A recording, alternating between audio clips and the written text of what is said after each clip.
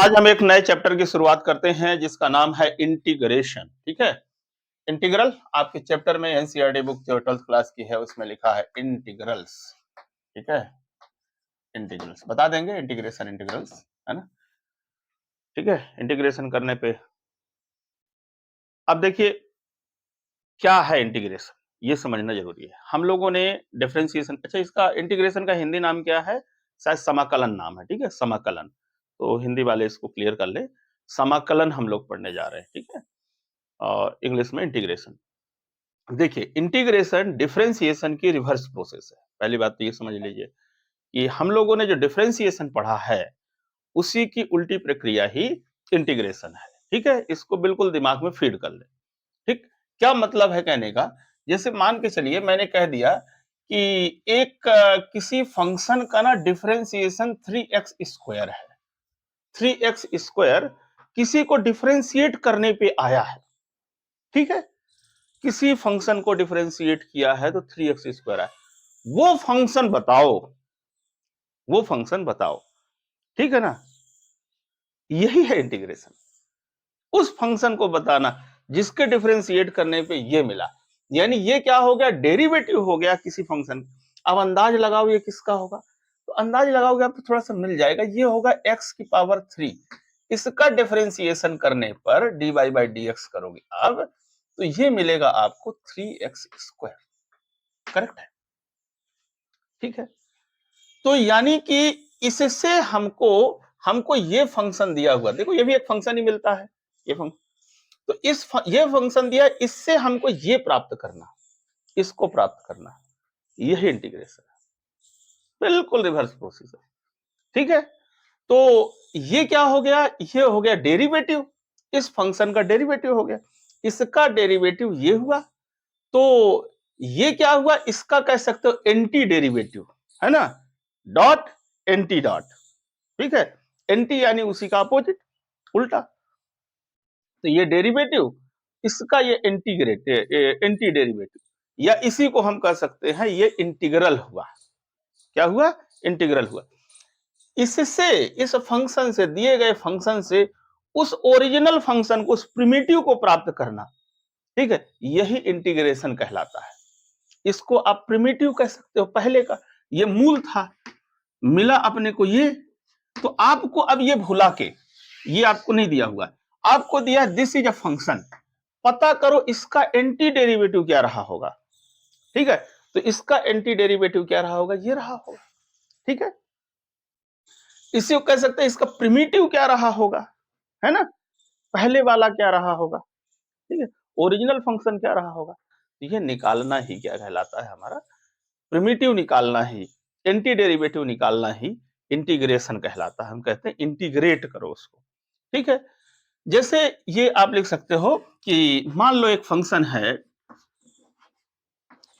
fx, fx function का differentiation करने के बाद आया आपका fx आया, क्या आया, fx आया। ठीक है, तो इसको डिफरेंशिएट किया आपने तो फंक्शन आपका आ रहा है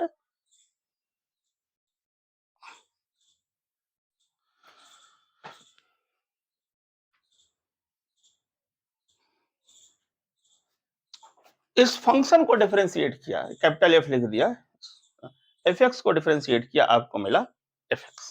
ठीक है, ये फंक्शन मिला, स्मॉल fx, ये फंक्शन मैंने आपको दिया, ये वाला फंक्शन दे दिया और बोला कि बताओ कि इसका एंटी डेरिवेटिव क्या रहा होगा, इसका प्रिमिटिव क्या रहा होगा, तो इसका प्रिमिटिव ये होगा।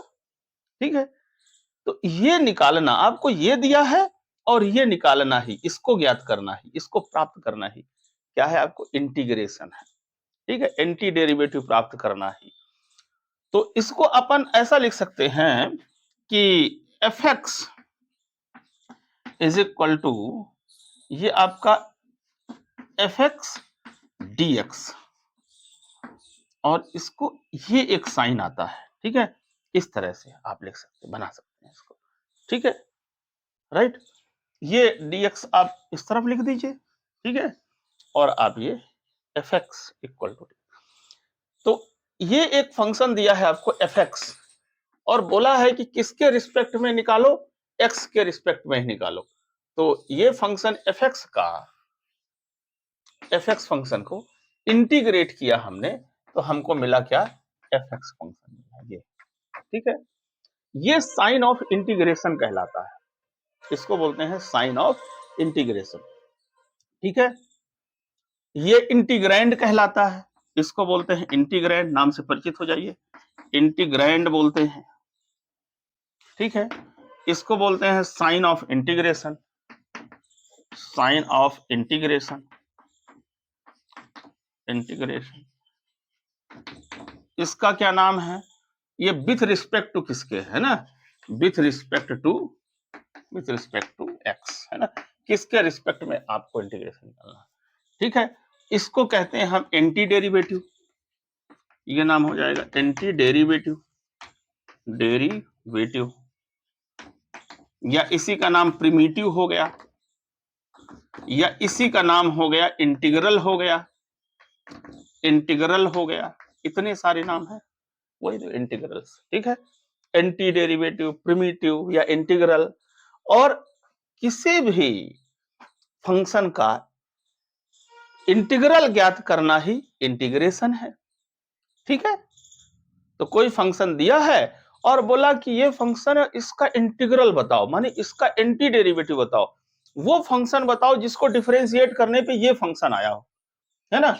ये एक फंक्शन दिया, बोला वो फंक्शन बताओ जिसको डिफरेंशिएट करने पे ये आया हो, है ना। तो इसको हम क्या करते हैं, यू, और ये लिख देंगे 3x² with respect to dx is equal to कितना, इज इक्वल टू x³।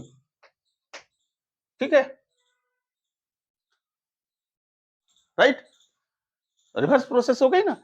तो इंटीग्रेट किया हमने इसको, इस फंक्शन को इंटीग्रेट किया, तो हमको मिला ये इंटीग्रल मिला। ठीक है, क्लियर, तो कॉन्सेप्ट से परिचित हो गए, है ना। एक तो ये इसकी मीनिंग है इंटीग्रेशन की। दूसरी मीनिंग इंटीग्रेशन की क्या है, दूसरी मीनिंग है इंटीग्रेशन की, वो ये है कि देखिए दुनिया में सबसे पहले, आज ठीक है, आज हम लोग पढ़ते हैं कि पहले डिफरेंशिएशन पढ़ते हैं, उसके बाद इंटीग्रेशन पढ़ते हैं, डिफरेंशियल के कॉन्सेप्ट को यूज करते हुए आज हम इंटीग्रेशन पढ़ते हैं। ठीक है, देखिए डिफरेंशिएशन दुनिया में क्यों आया, स्लोप निकालने के लिए। ठीक है, कोई भी कर्व है, उस कर्व पे किसी भी पॉइंट पर स्लोप कितना होगा, स्लोप निकालने के लिए डेरिवेटिव का कॉन्सेप्ट डेवलप हुआ। ठीक है, और डेरिवेटिव के हमने बहुत सारे मीनिंग बता दिए कि रेट ऑफ चेंज होता है ये, है ना। ठीक है, रेट ऑफ चेंज को भी डेरिवेटिव कहते हैं। स्लोप निकालते हैं, जो स्लोप आता है किसी पॉइंट पर, वो डेरिवेटिव कहलाता है। इंटीग्रेशन का जो जरूरत पड़ी, या कहना चाहिए इन्वेंशन इसका हुआ, इसका मतलब ये कैसे आया दुनिया में, तो इंटीग्रेशन आया जब लोगों ने क्या, कर्व्ड सरफेस का, किसी भी कर्व्ड सरफेस नहीं बोलेंगे, किसी भी क्लोज्ड फिगर का एरिया निकालने की जब बात आई, है ना। जैसे आपको ये दिया हुआ है, ये कर्व दिया हुआ है, और बोला कि ये कितना एरिया, ये बाउंडेड फिगर है, इसका एरिया कितना होगा, इसका एरिया कितना होगा। ठीक है, इसका एरिया कितना होगा, तो इसको ज्ञात करने के लिए इंटीग्रेशन का कॉन्सेप्ट आया। ठीक है, और इसके लिए क्या किया, देखिए मान लीजिए एक ये फंक्शन एफ एक्स है, ये फंक्शन एफ एक्स फंक्शन का ये ग्राफ है। ठीक है, एफ एक्स फंक्शन का ग्राफ है, तो बोले कि ये छोटा सा इंटरवल क्या हो गया, dx हो गया, है ना। तो बोले इतना एरिया प्लस इतना एरिया, ये क्या होगा, F x into D x, मोटा मोटा कहें तो लेंथ इंटू ब्रेथ। ठीक है, मोटा मोटा भी इसको समझेंगे अपन डेफिनेट इंटीग्रल में, लेंथ इंटू ब्रेथ, है ना, लेंथ इंटू ब्रेथ ऐसे करते हुए ये छोटे छोटे स्ट्रिप को ऐड किया, ये ऐड कर दो यदि आप, ये क्या है, मोर और लेस क्या, रेक्टेंगल जैसे दिखेगा, है ना। ज्यादा बड़ा में तो रेक्टेंगल नहीं होगा, लेकिन छोटा कर दोगे बिल्कुल तो ये रेक्टेंगल टाइप का समझ में आएगा, ये आयत टाइप का समझ में आ रहा है ऐसा। ठीक है, इतना पूरा लेंगे यदि एक साथ लेंगे ऐसा, ये रेक्टेंगल नहीं है, लेकिन यदि इतना हिस्सा यदि आप ले लें, बस बारीक सा हिस्सा, ये देखिए इतना और इतना, तो इसको लगभग आप एक रेक्टेंगल मान सकते हो। ये हो गया एफ एक्स की वैल्यू, यहाँ से यहाँ तक जितनी भी एफ एक्स होगी, ठीक है, और इंटू डी एक्स, तो ये इसका एरिया आ गया, दोनों को मल्टीप्लाई कर दीजिए नियर अबाउट। ठीक है? ये जब बहुत छोटा हो जाएगा बिल्कुल ये dx जो है, बहुत छोटा, तो ये फिर बिल्कुल रेक्टेंगल जैसे बिहेवियर होगा इसका। तो ये छोटे-छोटे एरिया आ गए ऐसे करके और इन सभी एरियाज़ को क्या कर देना, सम कर दिया इन्होंने। सम कर दिया तो ये टोटल एरिया आ गया इसका, ठीक है? राइट? डेफ़िनेटली अगर पढ़ेंगे तो बताएँगे इसको डिटेल से, अभी बिल्कुल बता मतलब एक इतिहास में इसके चल रहे हैं, हिस्ट्री में चल रहे हैं।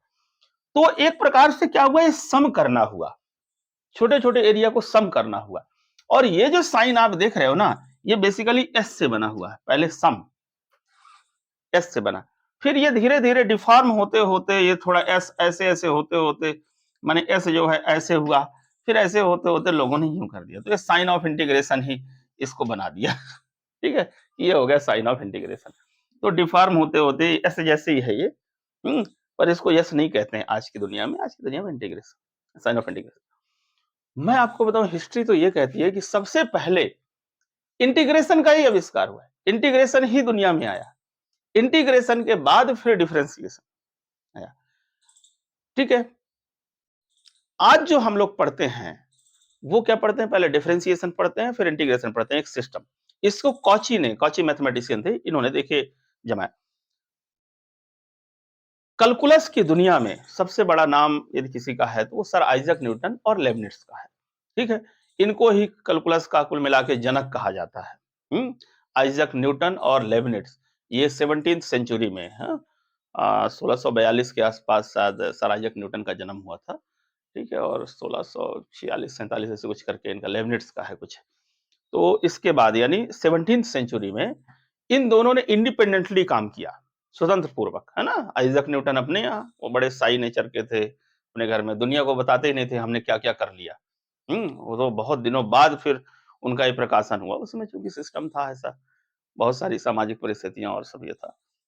और न्यूटन को ये लगता था कि मैं कोई चीज़ बता दूँ तो अ, मतलब कोई मेरे खिलाफ ना बोल दे, ऐसा करके बोले कि नहीं ये तुम्हारा ये सही नहीं है। तो उनको थोड़ा डिसेंट जो था ना, डिसेंट से उनको थोड़ा-सा प्रॉब्लम थी। जैसे अ, किसी ने रिजेक्ट कर दिया, तो वो उनके मन में थोड़ा-सा फीलिंग ऐसी आती थी। तो वो बहुत दिनों तक न्यूटन ने उसको अपना छुपा के रखा। फिर समय के साथ ये दुनिया के सामने चीज़ें आईं। लेibniz और न्यूटन ने काम किया। इसके बाद जो हम लोग आज पढ़ते हैं, कॉची ने इसको सिस्टमैटिक किया फिर। डिफरेंशिएशन, इंटीग्रेशन ऐसे पूरा एक लिंक जोड़ा। तो जो आज हम लोग टेक्स्ट बुक में पढ़ते हैं, ये कॉची की देन है ना? कॉची और भी 2-3 मैथमेटिशियन हैं, इनकी देन है। तो इन्होंने जिस वे में इस पूरे कैलकुलस को समझाया, है ना? तो वही आज हम लोग अपने टेक्स्ट बुक में भी या पाठ्यक्रम में पढ़ते हैं, ठीक है? और उसके बाद पहले क्या होता था कि कैलकुलस को ये माना जाता था कि हम बच्चों को नहीं पढ़ा सकते हैं, खास तौर से। कॉलेज लेवल पे ठीक है, करते हैं। बोले स्टूडेंट को पढ़ाना बड़ा डिफ़िकल्ट काम है। इसको विद्यार्थियों को कैलकुलस मतलब नहीं समझ में आएगा, ये इतना जटिल है, इतना कॉम्प्लेक्स है। तो फिर 1900 में एग्ज़ैक्टली 1900 में जॉन पेरी इंग्लैंड में उन्होंने साहस करा बच्चों को पढ़ाने का। और किस वे में पढ़ा जैसे कॉची ने इसको समझाया पूरा, एक लिंक जोड़ के जैसा हम लोग आज पढ़ते आ रहे हैं। तो फिर जॉन पेरी ने 1900 यानी आज से कितना साल पहले हो गया आपका 123 साल पहले। तो उन्होंने इंग्लैंड में पढ़ाना चालू किया, है ना? और मैथमेटिशियन ने भी पढ़ाना चालू किया और उसके बाद फिर आज तो देखिए आज यदि कैलकुलस को मैथमेटिक्स से निकाल दो तो बचता ही क्या है फिर, है ना? और ये कैलकुलस का यूज़ न केवल मैथमेटिक्स में बल्कि फिज़िक्स में देखिए, केमिस्ट्री में है ज़बरदस्त। फिज़िक्स में तो बहुत ही ज़बरदस्त है, केमिस्ट्री में है, उसके बाद आपका इकोनॉमिक्स में है। दुनिया के विभिन्न क्षेत्रों में इसका कैलकुलस का यूज़ है, ठीक है? तो कैलकुलस का हम लोगों ने डिफरेंशियल कैलकुलस पढ़ लिया, इंटीग्रल कैलकुलस पढ़ रहे हैं, ठीक है? कैलकुलस को हम 2 पार्ट में पढ़ते हैं, नहीं दोनों को मिला के बोलते हैं, डिफरेंशियल कैलकुलस और इंटीग्रल कैलकुलस बोलते हैं। और ये सब पढ़ने के पहले मसाला जो तैयार करते हैं, वो मसाला क्या तैयार होता है? वो मसाला तैयार होता है आपको सेट से चालू होती है कहानी, सेट होता है, रिलेशन फंक्शन होता है ना? उसके बाद लिमिट कंटीन्यूटी होता है, ठीक है? लिमिट एंड डेरिवेटिव, कंटीन्यूटी, ठीक है? अपन बीच में और मसाला पढ़ के आते हैं, ट्रिग्नोमेट्री वगैरह भी पढ़ लेते हैं, है ना? इसी में इनवर्स ट्रिग्नोमेट्री भी शामिल कर लेते हैं। और ये सारा जब मसाला तैयार हो जाता है, उसके बाद हम लोग क्या है लिमिट एंड डेरिवेटिव पढ़ते हैं, ठीक है? कंटीन्यूटी पढ़ते हैं, डिफरेंशिएबिलिटी पढ़ते हैं, पूरा डिफरेंशिएट करते हैं, डिफरेंशिएशन पढ़ते हैं, डेरिवेटिव निकालते हैं, है ना? तो डिफरेंशिएशन पढ़ने के बाद फिर अपन आते हैं इंटीग्रेशन। इंटीग्रेशन कहना चाहिए कि इसी का आगे का पार्ट है डिफरेंशिएशन के बाद। चूँकि जेम्स बी ब्रिस्टल ने एक बहुत महत्वपूर्ण बात कही थी कि कोई मैथमेटिशियन थे, उन्होंने एक बात कही थी कि अ माउंटेनियर क्लाइम्स अ माउंटेन, ठीक है? एक जो पर्वतारोही होता है वो पहाड़ पे चढ़ता है because it is there. A mountaineer climbs a mountain because it is there, क्योंकि वो वहाँ पर है, ठीक है? इसी तरह से a good mathematics student studies new topics because it is there. तो एक अच्छा मैथमेटिक्स का स्टूडेंट कोई नए टॉपिक को इसलिए पढ़ता है क्योंकि है, दुनिया में है या आपके सिलेबस में तो है ही, इसलिए उसको पढ़ता है। पर्वतारोही एक पर्वत पे चढ़ता है क्योंकि पर्वत सामने है। तो एक अच्छा मैथमेटिक्स का स्टूडेंट नए टॉपिक को इसलिए पढ़ता है क्योंकि वो है, वो टॉपिक है, तो उस टॉपिक को लेकर पढ़ता है। जेम्स बी ब्रिस्टल की बात है, मेरी बात नहीं है, जेम्स बी ब्रिस्टल ने ये बात कही। ठीक है? आपके टेक्स्ट बुक में ऊपर लिखा हुआ है ये, हाँ, 12th क्लास की जो है, उसमें एनसीईआरटी बुक में लिखा हुआ है, मैंने वहीं से पढ़ा है। तो कुल मिला के ये साइन के बारे में आपको पता चल गया, है ना? मेरा अभी ये सेंस नहीं था। तो इंटीग्रेशन का जो यूज़ मतलब शुरुआत हुई है एरिया निकालने के काम से हुई, एरिया, ठीक है? एरिया निकालने से ही धीरे-धीरे जो है डेवलप हुआ, राइट? तो उसको देखेंगे हम। तो हमने समझ लिया कि इंटीग्रेशन क्या है, रिवर्स प्रोसेस है डिफरेंशिएशन की, ठीक है? तो अब जमा लिया हमने एक फंक्शन है मान लीजिए एफ(x), कैपिटल एफ(x), इसका डिफरेंशिएशन करने पे मिलता है एफ(x). आपको ये फंक्शन दिया और पूछ रहा है इसका प्रिमिटिव क्या है या एंटी डेरिवेटिव क्या है, ठीक है? एंटी डेरिवेटिव फाइंड करो या कहेंगे हम इंटीग्रेशन निकालो। तो एंटी डेरिवेटिव निकालने के लिए हम क्या करते हैं, ये इसका विथ रिस्पेक्ट टू dx के सापेक्ष में, और ये इंटीग्रेशन का साइन ऑफ इंटीग्रेशन लगाते हैं इज इक्वल टू ये फंक्शन, ठीक है? राइट? तो कई तो हम लोग गेस कर सकते हैं, गेस करके बता सकते हैं। जैसे मैंने आपको कहा कि चलिए इसका डिफरेंशिएशन बताइए, इसका इंटीग्रेशन बताइए। जैसे आपके सामने लिखा है कि cos x लिखा हुआ है। बोला cos x का आप जो है प्रिमिटिव निकालिए या एंटी डेरिवेटिव निकालिए या इंटीग्रल निकालिए। बातें एक ही हैं। एंटी डेरिवेटिव निकालो, प्रिमिटिव निकालो, इंटीग्रल निकालो या इसको इंटीग्रेट करो। तो मैंने कहा इसको इंटीग्रेट करो तो किसके रिस्पेक्ट में भाई? x के रिस्पेक्ट में ही। तो dx इसको इंटीग्रेट करा। सो इज इक्वल टू क्या आना चाहिए? आंसर क्या होना चाहिए यहाँ पर? ठीक है? क्योंकि हम डिफरेंशिएशन पढ़ के आए हैं तो हम जानते हैं cos x का इंटीग्रेशन क्या होगा। तो हम याद करें कि cos x किस फंक्शन के डिफरेंशिएट करने पर ये आता है। cos x किसका डिफरेंशिएट करने में? अच्छा मैंने पढ़ा था यार, sin x को डिफरेंशिएट करें तो cos x आता है। तो cos x को इंटीग्रेट कर रहे हो तो मिलना चाहिए sin x, बस खत्म बात। ठीक है? इसी तरह से मैं ऐसा लगा सकता हूं, ऐसे थोड़ा साइड से लिखना चालू करो तो ज्यादा अच्छा रहे। ये देखो साइन क्या लिखा था मैंने? cos x लिखा था ना। cos x का इंटीग्रेशन क्या होगा? sin x होगा। बहुत बढ़िया। अब चलो सोचते हैं कि sin x का इंटीग्रेशन क्या होगा? sin x का इंटीग्रेशन क्या होगा? तो याद करें कि sin x किसके डिफरेंशिएशन से आता है? यार cos के डिफरेंशिएशन से तो माइनस साइन एक्स आता है। cos के डिफरेंशिएशन से माइनस साइन एक्स आता है। अच्छा तो यदि माइनस cos x का डिफरेंशिएशन कर दोगे तो फिर क्या होगा? इसका डिफरेंशिएशन कर दोगे तो इसको सॉरी इसका डिफरेंशिएशन कर दोगे dy बाई dx तो क्या आ जाएगा? cos का होता है माइनस साइन, तो एक माइनस ये लगा ही है, तो माइनस और इसका होता है माइनस साइन एक्स। अच्छा तो ये तो प्लस साइन एक्स आ गया। ओ हो, तो साइन एक्स का इंटीग्रेशन, साइन एक्स का इंटीग्रेशन आएगा माइनस कॉस एक्स। खत्म बात। क्लियर? ऐसे बनाया जा सकता है। और एक इंपॉर्टेंट बात ये, एक बात बताओ कि x की पावर n इसका इंटीग्रेशन क्या होगा x की पावर n का। अरे छोड़ो साहब, इसको परेशान करो, सिंपल से इसको बाद में करते हैं। देखो x की power n plus one divided by n minus one, इसको डिफरेंशिएट तो करो जरा सा, देखें तो जरा सा, आपको डिफरेंशिएशन भूले तो नहीं। इसको डिफरेंशिएट करने पर क्या आता है, देखो n माइनस वन, ये कांस्टेंट हुआ, बाहर निकालिए, ठीक है, और ये पावर लगी है n प्लस वन, सॉरी माफ करिएगा, ये n प्लस वन को बाहर निकालिए, ठीक है, इसको जो है मल्टीप्लाई में लिख दीजिए। तो इसको आप यूं लिख सकते हैं, one upon n plus one into n plus one और इंटू एक्स की पावर क्या हो जाएगा, एक कम कर दो, यही ना होता है, ये पावर को शुरू में मल्टीप्लाई कर दो और पावर को एक कम कर दो। So n plus one minus one, अरे वाह, तो खेला हो गया, इज इक्वल टू एक्स की पावर एन। ठीक है, मतलब इसको डिफरेंशिएट करने पे आता है x की पावर n, तो आपका उत्तर सॉल्व हो गया भाई।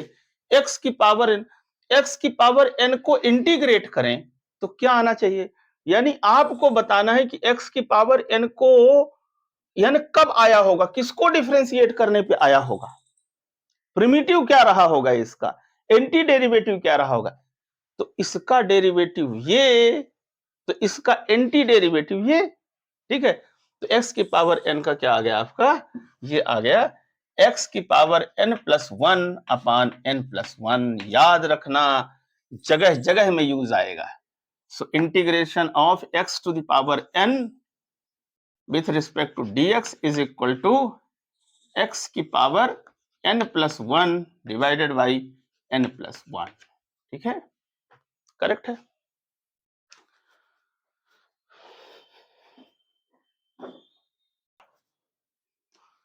क्लियर, तो देखिए जैसे कि ये फार्मूला आपको याद है, इसका x की पावर n का differentiation divide by dx is equal to होता है n x की पावर n माइनस वन। जगह जगह पे यूज होता है, कदम कदम पे यूज होता है, उसी तरह से ये भी कदम कदम पे यूज होगा, याद रख लो दिमाग में, बता दिया कैसे आता है, ठीक है, समझा दिया मैंने। तो x की पावर n का इंटीग्रेशन x की power n plus one divided by n plus one. ठीक है, जैसे ये कदम कदम पे आपका साथ निभाया है, वैसे कदम कदम पे इंटीग्रेशन पे ये आपका साथ निभाएगा। ठीक है, राइट, तो अच्छा अब और देखो, बहुत सारा बनाया जा सकता है मसाला। अच्छा ये बताओ कि एक काम करते हैं ना, D by by d x of 10x क्या होता है, ये होता है आपका सेक स्क्वायर एक्स। ठीक है, पता है। तो अब मैं आपसे कहूं कि sec square x d x, इसका सेक स्क्वायर एक्स का इंटीग्रेशन क्या होगा, 10x होगा, इसमें कोई प्रॉब्लम नहीं है।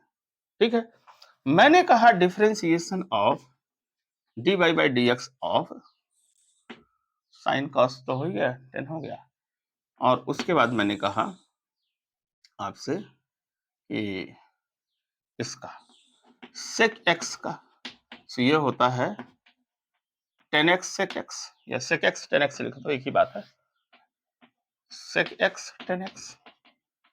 ठीक है, क्लियर। तो मैं यदि आपसे कहूं कि integration of sec x 10x with respect to dx कितना होगा, तो आंख मूंद के कह दोगे सेक स्क्वायर एक्स। क्लियर है। उसके बाद देखिए d by by d x, ये तो अपन ने जमा ही लिया, इनके इनके भी जमा लेते हैं, D by by d x of, ये किसका लिखते हैं अपन, साइन एक्स लिखते हैं। ठीक है, साइन एक्स, ये क्या होता है, ये होता है आपका कॉस एक्स। ठीक है, so integration of cos x with respect to d x, ये क्या हो जाएगा, साइन एक्स हो जाएगा। ठीक, सिस्टमैटिक जमा ले। हाँ, अभी तो बिखरा हुआ अपन पढ़ रहे थे। dy by dx of cos x is equal to होता है माइनस साइन एक्स। अच्छा, मैं इसको यदि माइनस कर दूं, माइनस cos x कर दूं, dy by dx of minus cos x कर दूं, सो क्या आ जाएगा, ये प्लस साइन एक्स आ जाएगा, साइन एक्स आ जाएगा। ठीक है, सो ये क्या हो जाएगा, integration of sine x, sorry sine x dx, right, sine x dx is equal to minus cos x। Clear? ठीक है, उसके बाद देखिए dy by dx, dy by dx of sine cos 10 हो गया। उसके बाद आप देखो cosec, देखो cosec x, cosec x का क्या होता है, cosec x cot x। Clear है? सॉरी, माइनस में होता है, माफ करिएगा, इज इक्वल टू ये माइनस। ठीक है, ये माइनस में होता है, माइनस। तो मैं यदि इधर माइनस इधर लगा दूं, माइनस cosec x का निकालूं डिफरेंशिएशन, तो फिर ये प्लस मिलेगा, ये है ना, plus cosec x cot x, इतना तो क्लियर होगा ही। यदि मैं इधर माइनस लगा देता हूं, ठीक है, देखिए इसका differentiation dy by dx of इसका ये होता है। अब मैं शुरू में यदि माइनस लगा देता इसमें, तो इसका डिफरेंशिएशन ये माइनस ये है ही है, तो प्लस कर देता इसको, माइनस माइनस। ठीक है, तो integration of cosec x cot x with respect to dx is equal to क्या हो जाएगा आपका, माइनस cosec हो जाएगा, माइनस cosec x। ठीक है,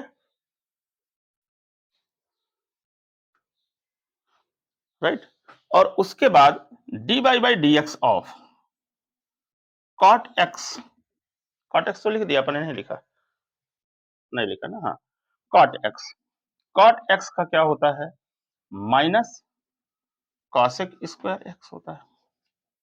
ठीक है, ठीक, क्लियर है, याद है ना, cot x का माइनस cosec स्क्वायर x, याद हो जानी चाहिए। आप तो चार्ट बना लो इसमें पूरा, इसमें दोनों के इंटीग्रेशन के भी, डिफरेंशिएशन के भी, दोनों के भी चार्ट बना लो, ये होता है। अब मैं इसमें शुरू में माइनस लगा दूं, dy by dx of minus cot x, तो इसका मुझे मिलेगा cosec स्क्वायर x। ठीक है, तो मैं cosec स्क्वायर x को इंटीग्रेट करूं, तो मुझे क्या मिलेगा, माइनस cot x मिलेगा, इसका प्रिमिटिव क्या होगा। ठीक है, so integration of cosec square x, cosec square x with respect to dx will give you minus cot x, minus cot x। ठीक है, तो ये कहानी हो गई आपकी। ठीक, उसके बाद आप मुझे बताइए, ये तो आप लिख ही लीजिएगा इसको, एक ये dy by dx, dy by dx of x to the power n plus 1 divided by n plus 1, इसका डिफरेंशिएशन क्या होगा, x की पावर n होगा। ठीक है, इसको भी करके दिखा था। तो integration of x to the power n with respect to dx is equal to क्या हो जाएगा आपका, x की power n plus 1 divided by n plus 1। ठीक है, याद रखना इसको। अब देखिए dy by dx of e की पावर x क्या होता है भाई, e की पावर x, ये भी e की पावर x होता है, ये जानते हैं, e की पावर x का डिफरेंशिएशन e की पावर x होता है। सो इज इक्वल टू ये क्या हो जाएगा, इंटीग्रेशन ऑफ e की power x with respect to dx क्या होगा, e की पावर x कब मिला होगा, किस फंक्शन के डिफरेंशिएशन से मिला होगा, तो e की पावर x से ही मिला होगा। तो e की पावर x का इंटीग्रेशन क्या हो गया with respect to x, e की पावर x ही हो गया। ठीक है, उसके बाद देखिए आगे dy by dx of log x क्या होता है, log x is equal to होता है 1 अपॉन x। ठीक है, 1/x। तो इसका जो है इंटीग्रेशन क्या हो जाएगा, इसका 1/x और सॉरी 1/x का with respect to dx is equal to log of x हो जाएगा। मॉड, क्योंकि log की वैल्यू निगेटिव नहीं हो सकती है, ठीक है, निगेटिव log डिफाइंड नहीं है, इसलिए ये मॉड log x, ठीक है। और फार्मूले तो बहुत हैं, इसे बनाए जा सकते हैं, अभी के लिए फिलहाल इतना ही, इतने से हमारा काम चलता रहेगा और आगे फिर हमारे इस पे और जुड़ते जाएंगे डिस्कशन पे, ठीक है। अब एक बात मैंने जो अभी मिस करी और आपको नहीं बताई, है ना, वो समझ लीजिए, ठीक है। इंटीग्रेशन का डिस्कशन अपन ने चालू किया है, मैं थोड़ा यहीं पर समझाता हूं। आप इन फार्मूलों में कुछ अभी मॉडिफिकेशन करना पड़ेगा, कुछ और करना पड़ेगा, मैं अभी आपको दिखा इन वाले फार्मूलों में, इसमें और इसमें कुछ और लिखना पड़ेगा। कांस्टेंट ऑफ इंटीग्रेशन लिखते हैं अपन, मैं समझाता हूं उसको, आप है ना, चिंता मत करिए क्या होता है। देखिए, पहले मैं इसको मिटा के चलो यहीं पर समझा देता हूं। देखो, मुझे एक बात बताओ कि कांस्टेंट का डिफरेंशिएशन क्या होता है। कांस्टेंट, जैसे कोई कांस्टेंट वैल्यू है, जैसे मान लो 5 है, तो 5 का डिफरेंशिएशन क्या होगा, dy by d x of 5 is equal to 0 होता है, ये हम जानते हैं। कांस्टेंट वैल्यू का डिफरेंशिएशन 0 होता है, ये पता है।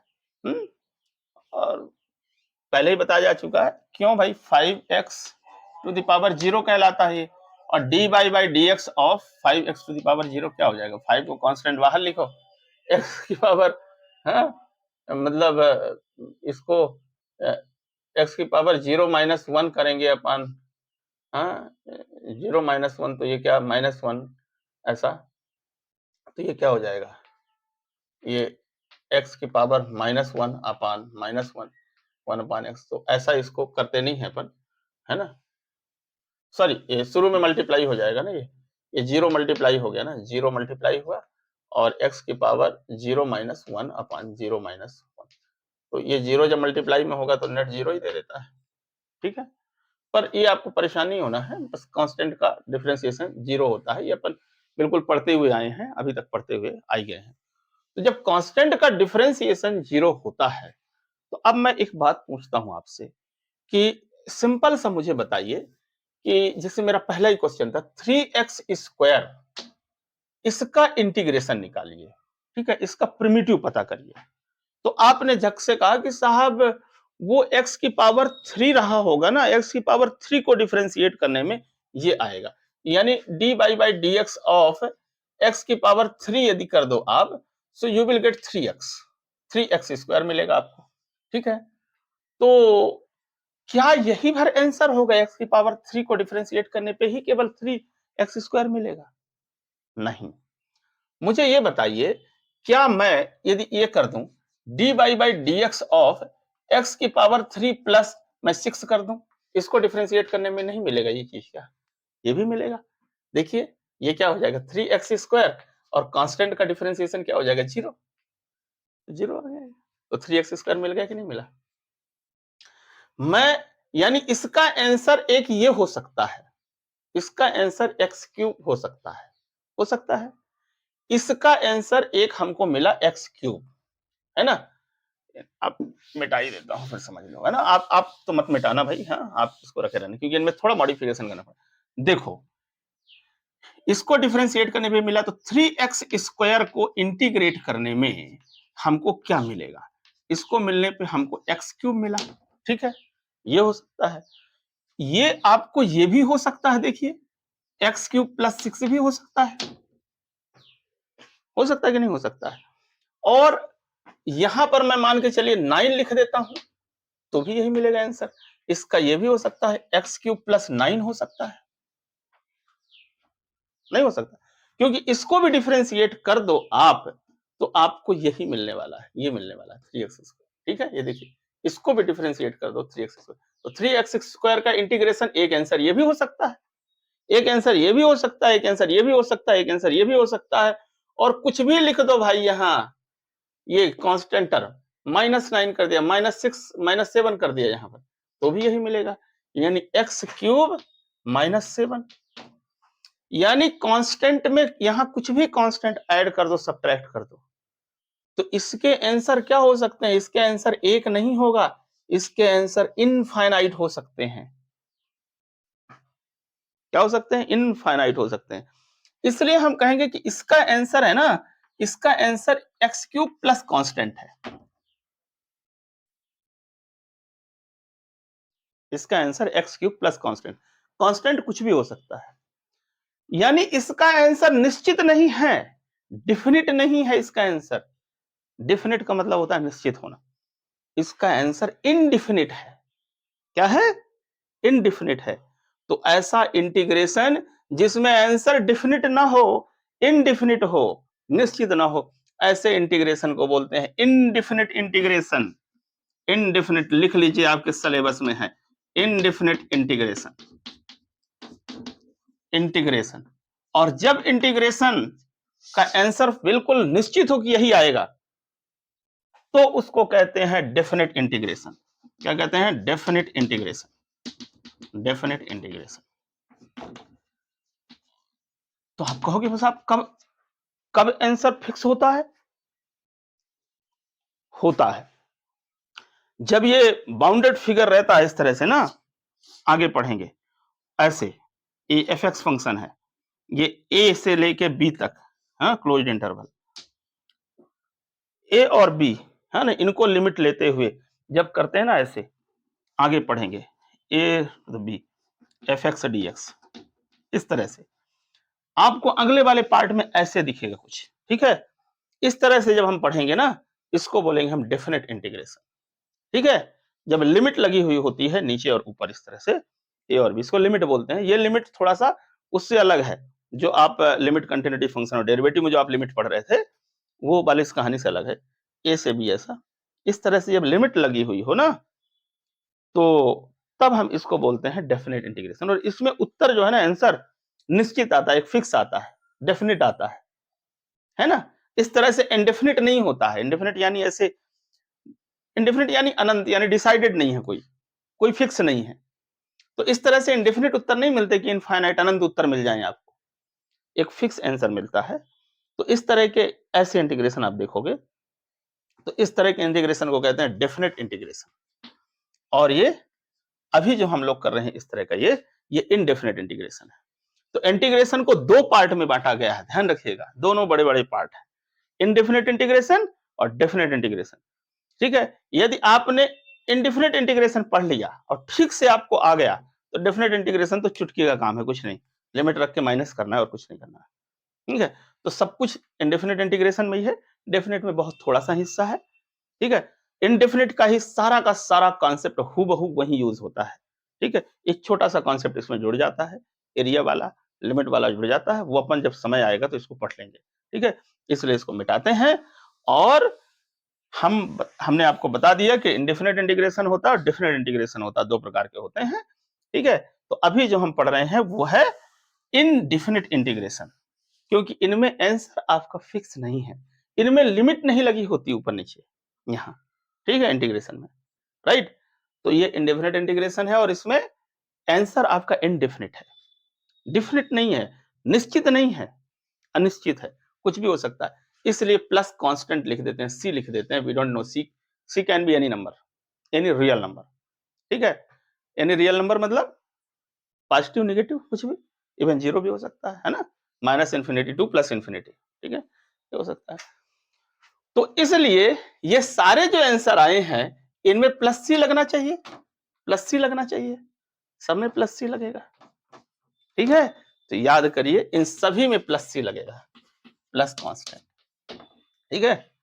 क्योंकि देखिए, साइन एक्स को यदि आप डिफरेंशिएट करिए, साइन एक्स को डिफरेंशिएट करिए d y by d x, so is equal to क्या मिलता है आपको? कॉस एक्स मिलता है।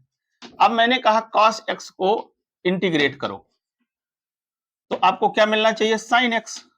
आप तो कह रहे हो साइन एक्स, मैं कहता हूं नहीं भैया, साइन एक्स प्लस 9 भी मिल जाएगा, मिल जाएगा। इसको भी डिफरेंशिएट करेंगे यदि आप, तो आपको कॉस एक्स मिलेगी, इसका जीरो हो जाएगा, है कि नहीं है। इसी तरह से साइन एक्स माइनस 11 भी हो सकता है, साइन एक्स प्लस 17 भी हो सकता है, कोई भी नंबर हो सकती है। तो इसलिए cos x dx का इंटीग्रेशन क्या हो सकता है, ये हो सकता है साइन एक्स प्लस सी होगा। ठीक है, निश्चित नहीं है, इनडिफिनिट है ये, और इस सी को कहते हैं कांस्टेंट ऑफ इंटीग्रेशन। लिख लीजिएगा, क्या बोलते हैं, सी इज कॉल्ड कांस्टेंट, कांस्टेंट है ही, कांस्टेंट ऑफ इंटीग्रेशन। इंटीग्रेशन, इतनी बातें आपको समझ में आ जानी चाहिए, आ ही गई हूं। ठीक है, नहीं आई है तो फिर से आप रिवाइज करके देखिए, आपको आ जाएगा समझ में। ठीक है, मेरे हर शब्दों पे ध्यान दीजिएगा तो आ जाएगा आपको, राइट। तो ये जितने भी हैं आपके, इनमें सब में प्लस सी आप लगा देंगे। ठीक है, मैंने वही कहा था कि सब ये अभी कुछ हम मिस कर रहे हैं इसमें, है ना। तो ये आप पढ़ रहे हैं इंडेफिनिट इंटीग्रेशन, तो कभी इंडेफिनिट इंटीग्रेशन में प्लस सी लगाना भूलना नहीं है ना। आंसर फिक्स नहीं है इसका, है? इसका इंटीग्रेशन फिक्स नहीं है, क्या होगा। ठीक, तो ये बात हो गई।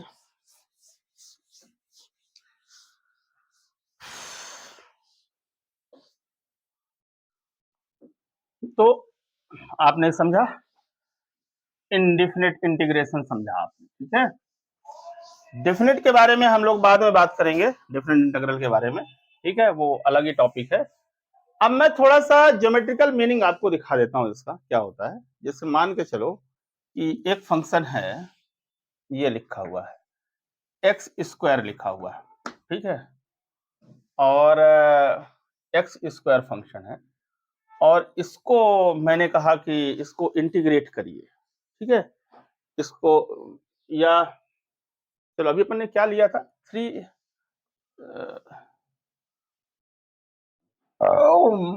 X square. चलो अच्छा मुझे बताओ, एक्स स्क्वायर ये जो है, इसका ये इसका डिफरेंशिएशन कितना होगा, इसको यदि डिफरेंशिएट करो, है ना, इसका डिफरेंशिएशन होगा 2x होगा। ठीक है, तो मैंने बोल दिया आपको कि एक फंक्शन है 2x है, this is a function, this function f(x) equal to 2x, और मैंने कहा फाइंड इंटीग्रल, इसको इंटीग्रल पता करो, यानी क्या इसका एंटी डेरिवेटिव रहा होगा। तो आप बता सकते हैं कि इसका एंटी डेरिवेटिव जो है, मतलब एक्स स्क्वायर रहा होगा, D by d x of x square करिए तो आपको मिलेगा 2x मिलेगा। ठीक है, 2x मिलेगा, तो 2x को यदि आप इंटीग्रेट करिए, है ना, 2x को यदि आप इंटीग्रेट करिए, सो आपको क्या मिलेगा, एक्स स्क्वायर मिलेगा। क्लियर, 2x को इंटीग्रेट करें तो एक्स स्क्वायर मिलेगा। ये इसको बोलते हैं मेथड ऑफ इंस्पेक्शन, इंस्पेक्ट करना मतलब अनुमान लगाना। ठीक है, सुन लो ना, कोई हमने नियम नहीं बताया कैसे करना है, इसको इंटीग्रेट कैसे करना है, लेकिन मैंने एक नियम बताया कि मतलब कहना चाहिए कि इंस्पेक्ट किया आपने, अंदाज लगाया कि एक्स स्क्वायर के डिफरेंशिएशन से ये 2x आएगा, मतलब क्या होता है कि ये पावर जो है शुरू में आ जाती है ऐसे करके, और ये, ठीक है, तो ये इंस्पेक्शन, मेथड ऑफ इंस्पेक्शन बोलते हैं।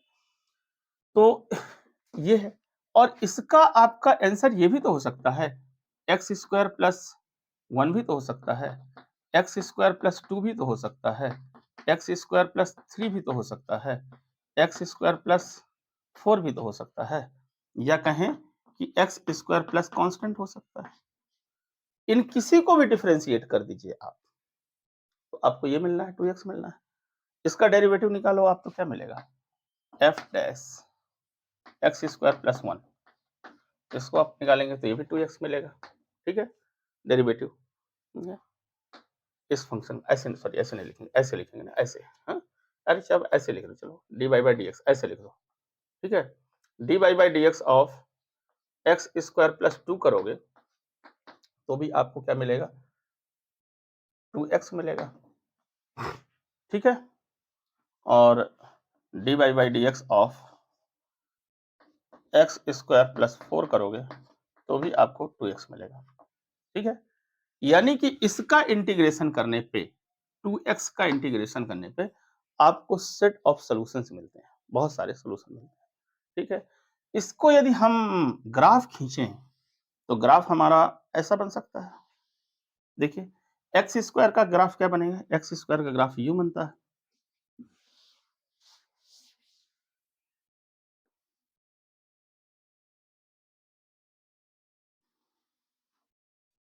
तो याद ही होगा, एक्स स्क्वायर का ग्राफ यूँ बनेगा। एक्सपांशन बराबर होता है दोनों तरफ, ऐसा, ठीक है? ये एक्स स्क्वायर का ग्राफ है, ठीक है? बॉटम यहाँ पर आती है, फिक्स। एक्स स्क्वायर का ग्राफ है ये, ठीक है? एक्स स्क्वायर प्लस 1 का ग्राफ कितना होगा? एक्स स्क्वायर 1 का। एक्स स्क्वायर 1 का ग्राफ क्या होगा? ये ग्राफ जो है ना, ये एक्स स्क्वायर का ग्राफ है। तो ये 1 यूनिट ऊपर खिसक जाएगा बस, यहाँ पर ये 1, ठीक है? क्योंकि एक्स की वैल्यू जब 0 रखोगे, तो 1 मिल जाएगा, है ना? तो ये ग्राफ बिल्कुल ऐसे ही रहेगा, बस इस ग्राफ को थोड़ा-सा ऐसे खिसका दो। यानी ये यूँ और यूँ निकल जाएगा, ठीक है? ऐसा।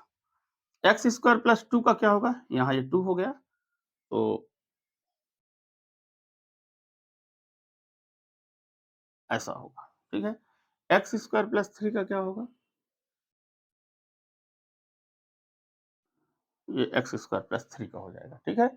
ऐसे ही एक्स स्क्वायर 4 का हो जाएगा। ऐसे ही आप एक्स स्क्वायर माइनस 2 का भी कर सकते हो। माइनस 2 तो ये एक्स स्क्वायर का ग्राफ जो था, वो माइनस 2 यूनिट नीचे आ जाएगा, यानी यहाँ पर आ जाएगा।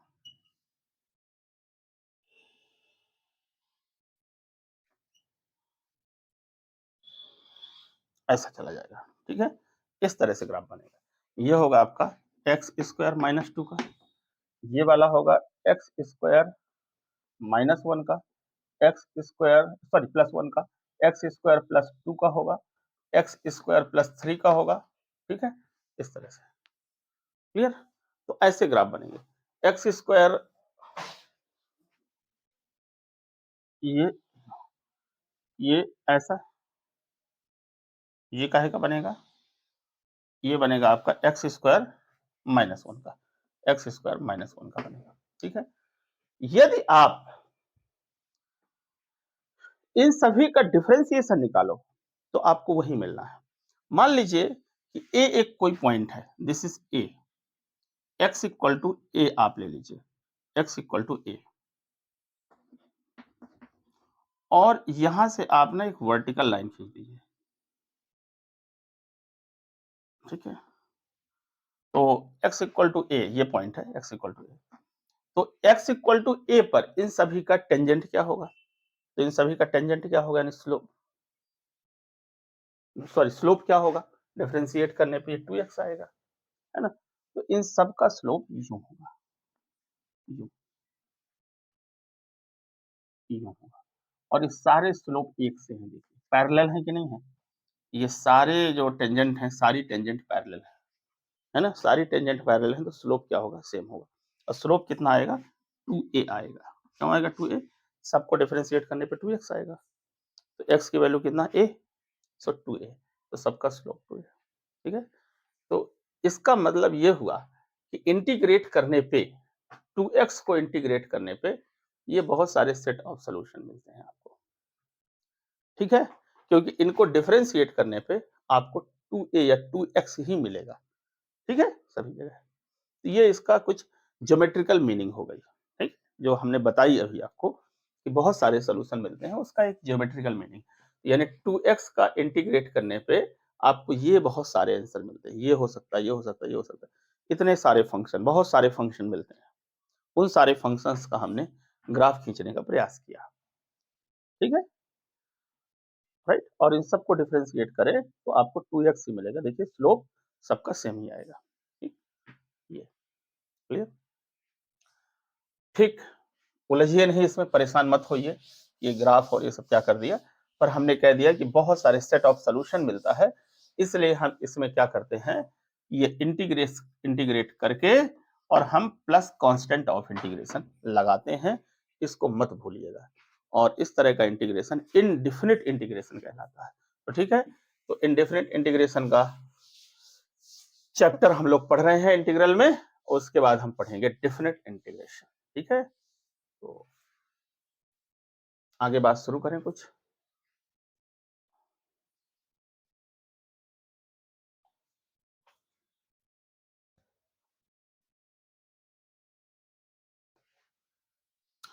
अब देखो, चूंकि ये एक रिवर्स प्रोसेस है, आप देखो एफ का डिफरेंशिएशन, फिर से वही कहानी, आज वही घुमा फिरा के आपको वही ले जाऊंगा बार बार, हाँ, नए नए कॉन्सेप्ट बनाने के लिए। इसको डिफरेंशिएट किया, एक फंक्शन मिला ये, ठीक है। अब आप देखिए, आप लिख सकते हो कि f x equal to integration of this function, ये भी लिखा जा सकता है, ठीक है। एफ एक्स इक्वल टू ये लिख सकते हो आप, क्लियर।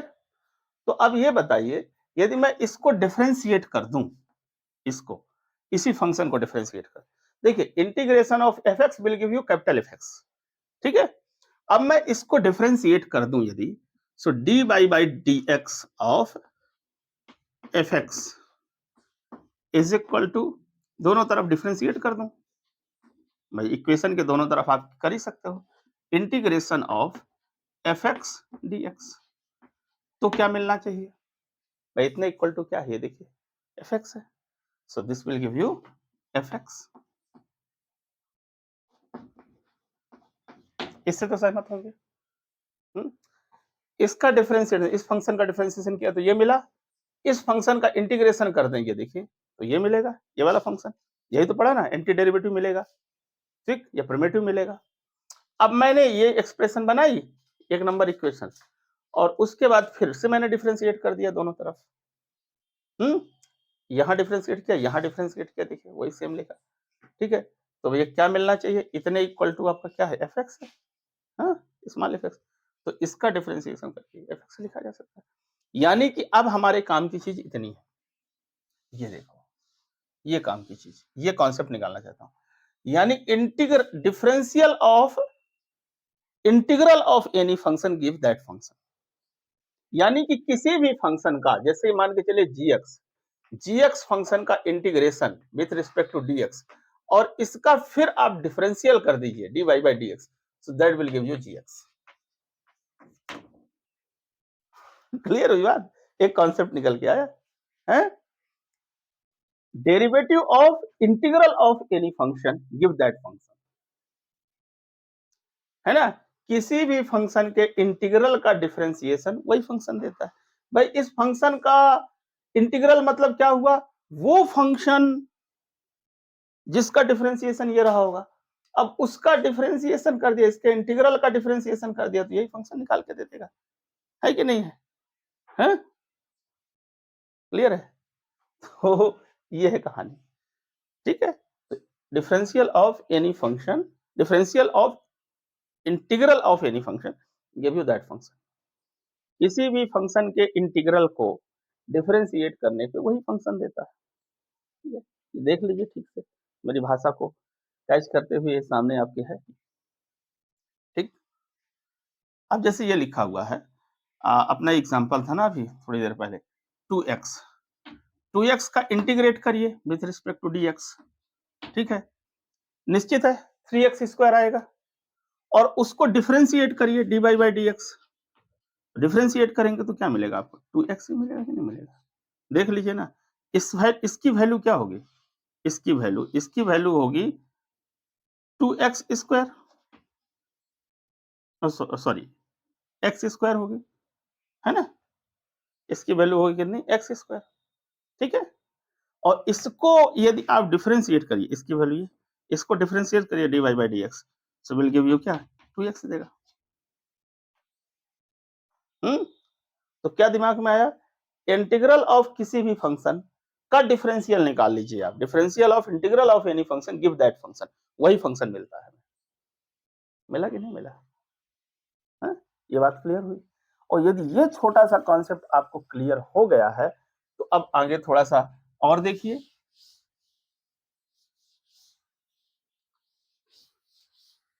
प्रॉपर्टी, कुछ इंडेफिनिट इंटीग्रल की प्रॉपर्टी पढ़ते हैं, properties of indefinite integration, indefinite integrals. देखें, एक फंक्शन है fx, है ना, प्लस gx, ठीक है, और इन दोनों फंक्शन का हम इंटीग्रेट कर रहे हैं, प्लस में है दोनों फंक्शन, और इसको इंटीग्रेट किया हमने विथ रिस्पेक्ट टू dx, तो क्या होगा, दोनों फंक्शन प्लस में है। देखिए,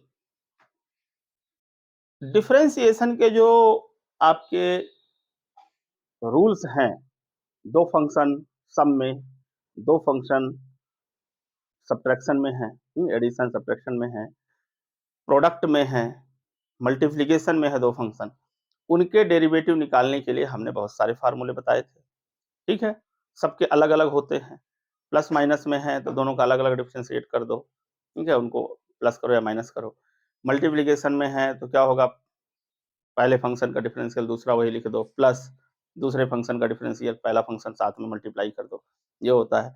दो फंक्शन डिवाइड में है तो क्या हो जाता है, न्यूमरेटर का डिफरेंशियल इनटू आपका डिनोमिनेटर कर दीजिए, माइनस डिनोमिनेटर का इंटीग्रल, हाँ, और इनटू न्यूमरेटर साथ में मल्टीप्लाई कर दीजिए, अपान डिनोमिनेटर का स्क्वायर होता है।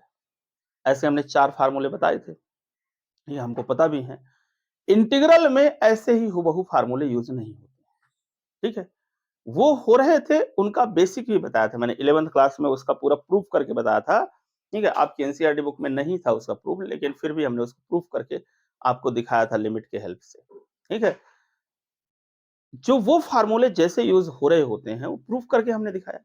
तो इंटीग्रेशन में आंख मूंद के आपको नहीं कर देना है कि दो फंक्शन ये प्रोडक्ट में लिखा हुआ है, एक फंक्शन fx एक फंक्शन gx, तो तुम जो है इसका इंटीग्रेशन करना है, सो आप बस आंख मूंदे और लगा दिया कि भैया पहले फंक्शन का दूसरा फंक्शन यूं साथ में लिखो, ये इसका इंटीग्रेशन, ठीक है, और फिर प्लस कर दिया तुमने कि इसका fx, हाँ, और ये इंटीग्रेशन ऑफ gx ऐसे कर दें, ये नहीं होता, इसका प्रूफ कहाँ है, इसका प्रूफ नहीं है, तो ये नहीं होगा ऐसा, इसको प्रूफ करना पड़ेगा ना आपको, ये प्रूफ नहीं कर पाओगे आप, ऐसा होता ही नहीं है, ठीक है। तो इसलिए डिफरेंशियल के जो आपने 4 फार्मूले पढ़े थे, एडिशन सब्ट्रैक्शन मल्टीप्लिकेशन डिवीजन के, वो यहाँ नहीं यूज होते। हाँ, एडिशन सब्ट्रैक्शन में काम कर जाता है वैसे ही, है ना, बाकी में नहीं, तो इसको प्रूफ करके दिखाना पड़ेगा आपको। तो यदि दो फंक्शन एडिशन में है तो इसमें ये हो जाएगा integration of fx dx plus integration of gx dx, ये हो जाएगा, है ना, विथ रिस्पेक्ट टू dx, ये हो जाता है। इसको प्रूफ कैसे कर सकते हैं आप, इसको प्रूफ करके दिखाते हैं आपको, ठीक है।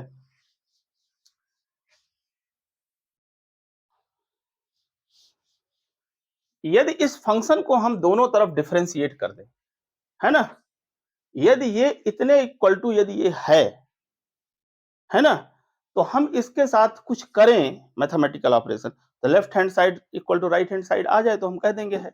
मैं दोनों तरफ डिफरेंशिएट करके देखूं क्या ये सही है कि नहीं है, तो मैंने दोनों तरफ डिफरेंशिएट किया, dy बाई dx ऑफ इसका इंटीग्रेशन ऑफ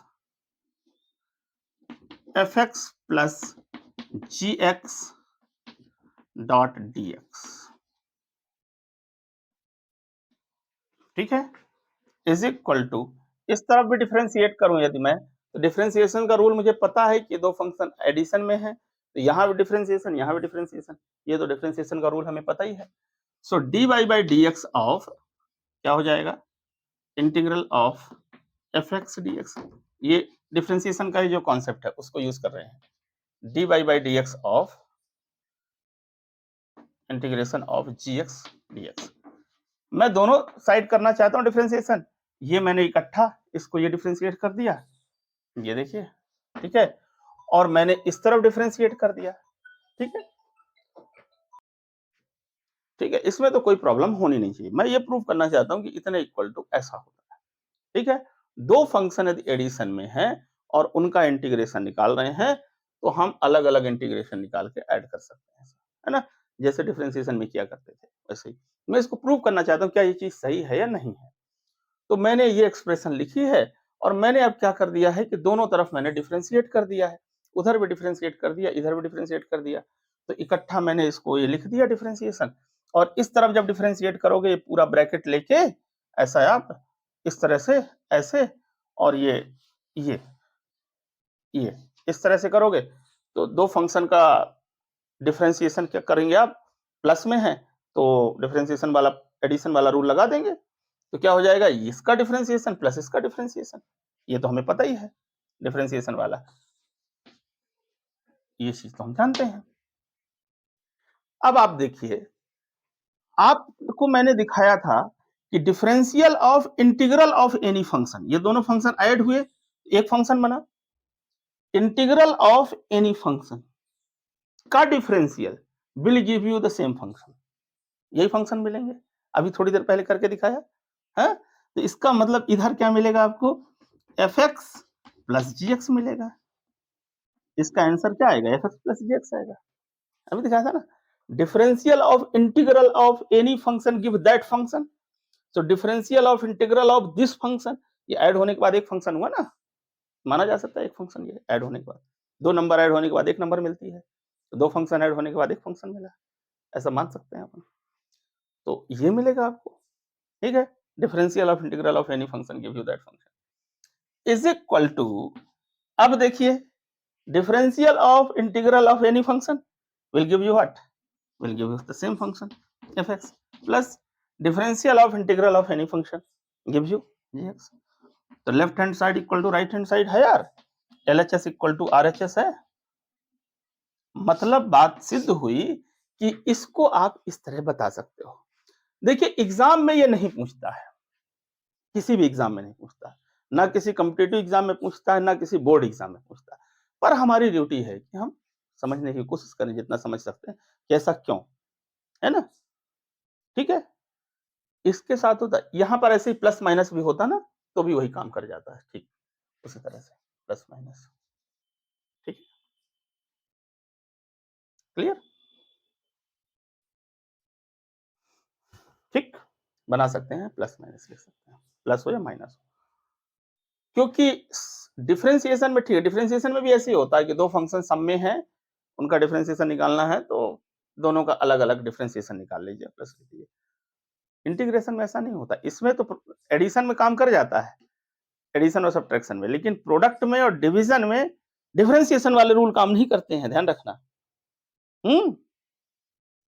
और ये क्यों कर जाता है, क्योंकि ये देखिए प्रूफ आपको दिखा दिया मैंने, इसलिए कहा कि काम कर जाता है, क्योंकि प्रूफ है आपके सामने, इसलिए काम कर जाता है।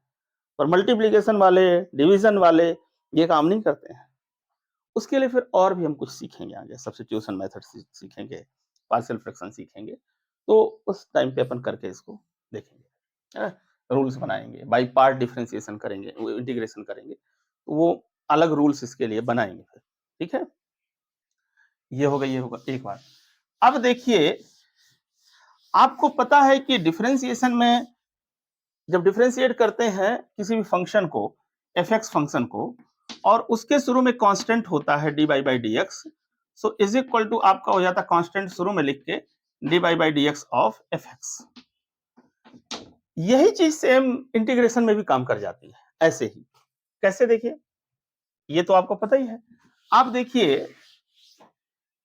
इंटीग्रेशन ऑफ कांस्टेंट इनटू एक फंक्शन है, मान के चलो gx ले लो, gx, so is equal to constant into integral of, यहाँ dx लिखो ना, dx with respect gx dx, ये हो जाता है ठीक उसी तरह से। लेकिन कैसे, आप प्रूफ करके दिखाओ ये है कि नहीं है, तो हम प्रूफ करके आपको दिखा देते हैं, ठीक है। इंटीग्रल ऑफ ये देखिए, ठीक है, अब मैं इसको डिफरेंशिएट करूं dy by dx of integral of constant into gx dx, ठीक है, इज इक्वल टू इधर भी मैं डिफरेंशिएट करूं dy by dx of k into integral of gx dx, right, दोनों तरफ मैं इक्वेशन में तो दोनों तरफ मैं कुछ भी कर सकता हूं, इधर भी डिफरेंशिएट किया, उधर भी डिफरेंशिएट किया। अब देखिए, ये देखिए differential of integral of this function, इस पूरे का इंटीग्रल, इस पूरे का इंटीग्रल मैंने किया है, तो मुझे क्या मिल जाएगा? इधर मिल जाएगा आपको के जीएक्स मिल जाएगा, करेक्ट है? सॉरी, के जीएक्स मिल जाना है।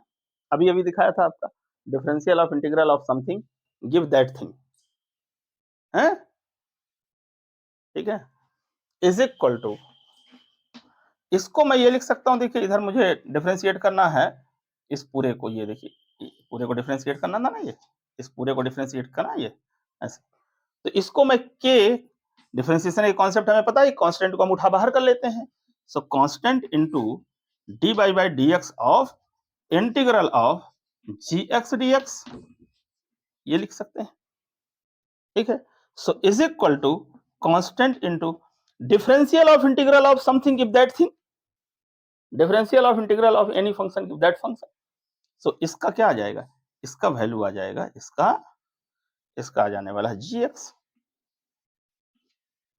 और k into g x is equal to L H S equal to R H S, दोनों हैंड साइड इक्वल, मतलब ये बात सही है, यानी कि कोई भी कांस्टेंट है और इंटीग्रेशन कर रहे हैं तो उठा के उसको बाहर पुटअप कर सकते हैं और बचे हुए का इंटीग्रेशन कर दीजिए, ठीक है।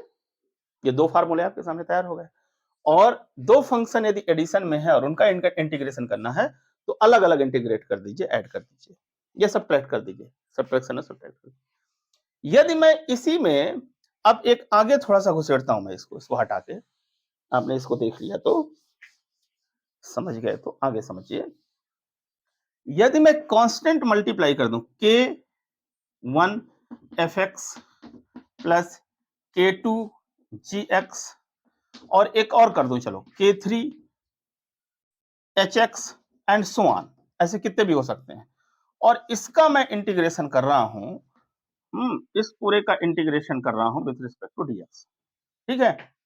तो इसमें क्या हो जाएगा? पहले तो ये एडिशन वाला लगा दो रूल, इसका इंटीग्रेशन प्लस इसका इंटीग्रेशन प्लस इसका इंटीग्रेशन, यानी कि मैं लिख सकता हूं integration of k one f x d x, ये लिखा जा सकता है, plus integration of k two g x d x plus integration of k three h x d x, ये लिख सकता हूं मैं। उसके बाद मैं क्या कर सकता हूं, के वन कॉन्स्टेंट को बाहर लिख सकता हूं, k one integration of f x d x plus k two integration of g x d x plus k three integration of h x d x, ये लिखा जा सकता है। और ये सीरीज यदि और ऐसी होती आगे तो और आगे भी इसी तरह से, ठीक है, करेक्ट है, के फोर के फाइव के एन तक होती है, राइट। तो हम ऐसा कर सकते हैं, यानी सबको अलग अलग इंटीग्रेट करें और कांस्टेंट को हम बाहर लिखते जाएं, ठीक है। ये बेसिक मसाला आपको तैयार हो गया आगे बढ़ने के लिए, ठीक है, तो इसको दिमाग में रखिएगा, ठीक। अब हम चलते हैं, बेसिक प्रॉपर्टी हमने पढ़ ली है, ठीक है, तो अब आगे बढ़ते हैं। कोई भी फार्मूला हम तभी यूज करते हैं जब उसका बेसिक हो, बेसिक कॉन्सेप्ट हो और हमें पता हो, तब उसको करना चाहिए। चलिए कुछ क्वेश्चन करते हैं इंडेफिनिट इंटीग्रल के।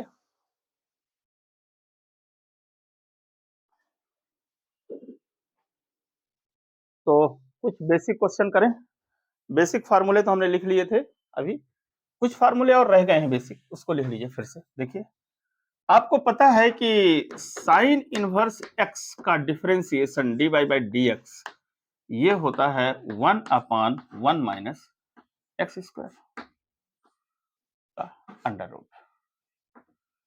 ठीक है, 1 माइनस एक्स स्क्वायर का अंडर रूट, जानते हैं इसको अच्छी तरह से। तो अब मैं ऐसा एक्सप्रेशन दिया हो और मैं कहूँ इंटीग्रल निकालो, integration of 1/√1 minus x square with respect to d x, so is equal to क्या हो जाएगा, sine inverse x plus constant, ठीक है, प्लस कॉन्स्टेंट, राइट। अब तो इससे परिचित हो गए होंगे। इसी तरह से देखिए d by d x of cos inverse x का हमारा होता है -1 under root 1 minus x square. ठीक है, कॉस इनवर्स का ये होता है। ठीक, अब मैं यदि शुरू में लगा दूं यहां पर माइनस, यहां पर देखिए शुरू में माइनस लगा दूं, यहां माइनस लगा दूं तो ये क्या हो जाएगा, माइनस की जगह प्लस हो जाएगा। ठीक है, तो मैं इसको फिर से लिख सकता हूं 1/√1 minus x square with respect to d x is equal to minus cos inverse x plus c. ठीक है, मैंने दोनों का, इसका ये भी होता है, ये भी होता है। ठीक है, शुरू में मैंने माइनस लगा दिया तो ये माइनस माइनस प्लस हो गया। सेट हो जाए भाई माइनस, ये ले। ये अब देखिए d by d x of tan inverse x, ये हमको पता है 1/1 प्लस एक्स स्क्वायर, ये जानते हैं। ठीक है, सो इसका integration 1/1 plus x square with respect to d x is equal to क्या हो जाएगा, 10x, 10 inverse x, 10 inverse x plus constant. ठीक है, क्लियर। उसके बाद देखिए d by d x of cot inverse x is equal to होता है -1/1 प्लस एक्स स्क्वायर। ठीक है, शुरू में मैं माइनस लगा दूं तो ये माइनस माइनस प्लस हो जाएगा ये। ठीक है, so integral of 1/1 plus x square को आप with respect to d x को आप ये भी लिख सकते हो cot inverse x plus c. ठीक है, राइट। फिर देखिए इसी तरह से आपका d by d x of sec inverse x का होता है 1/x under root x square -1।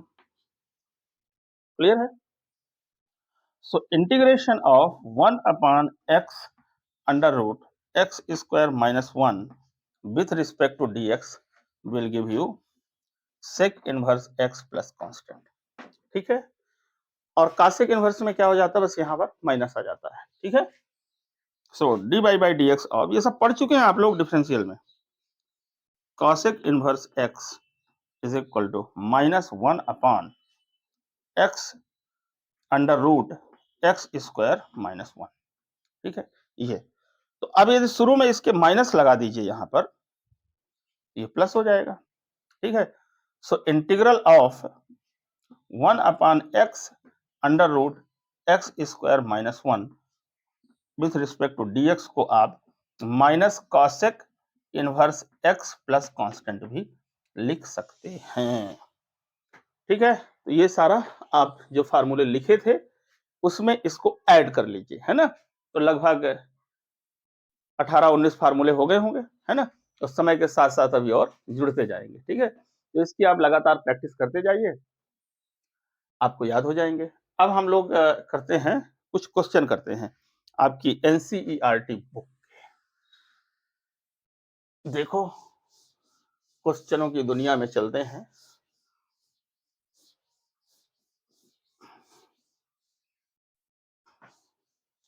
समझने की कोशिश करते हैं।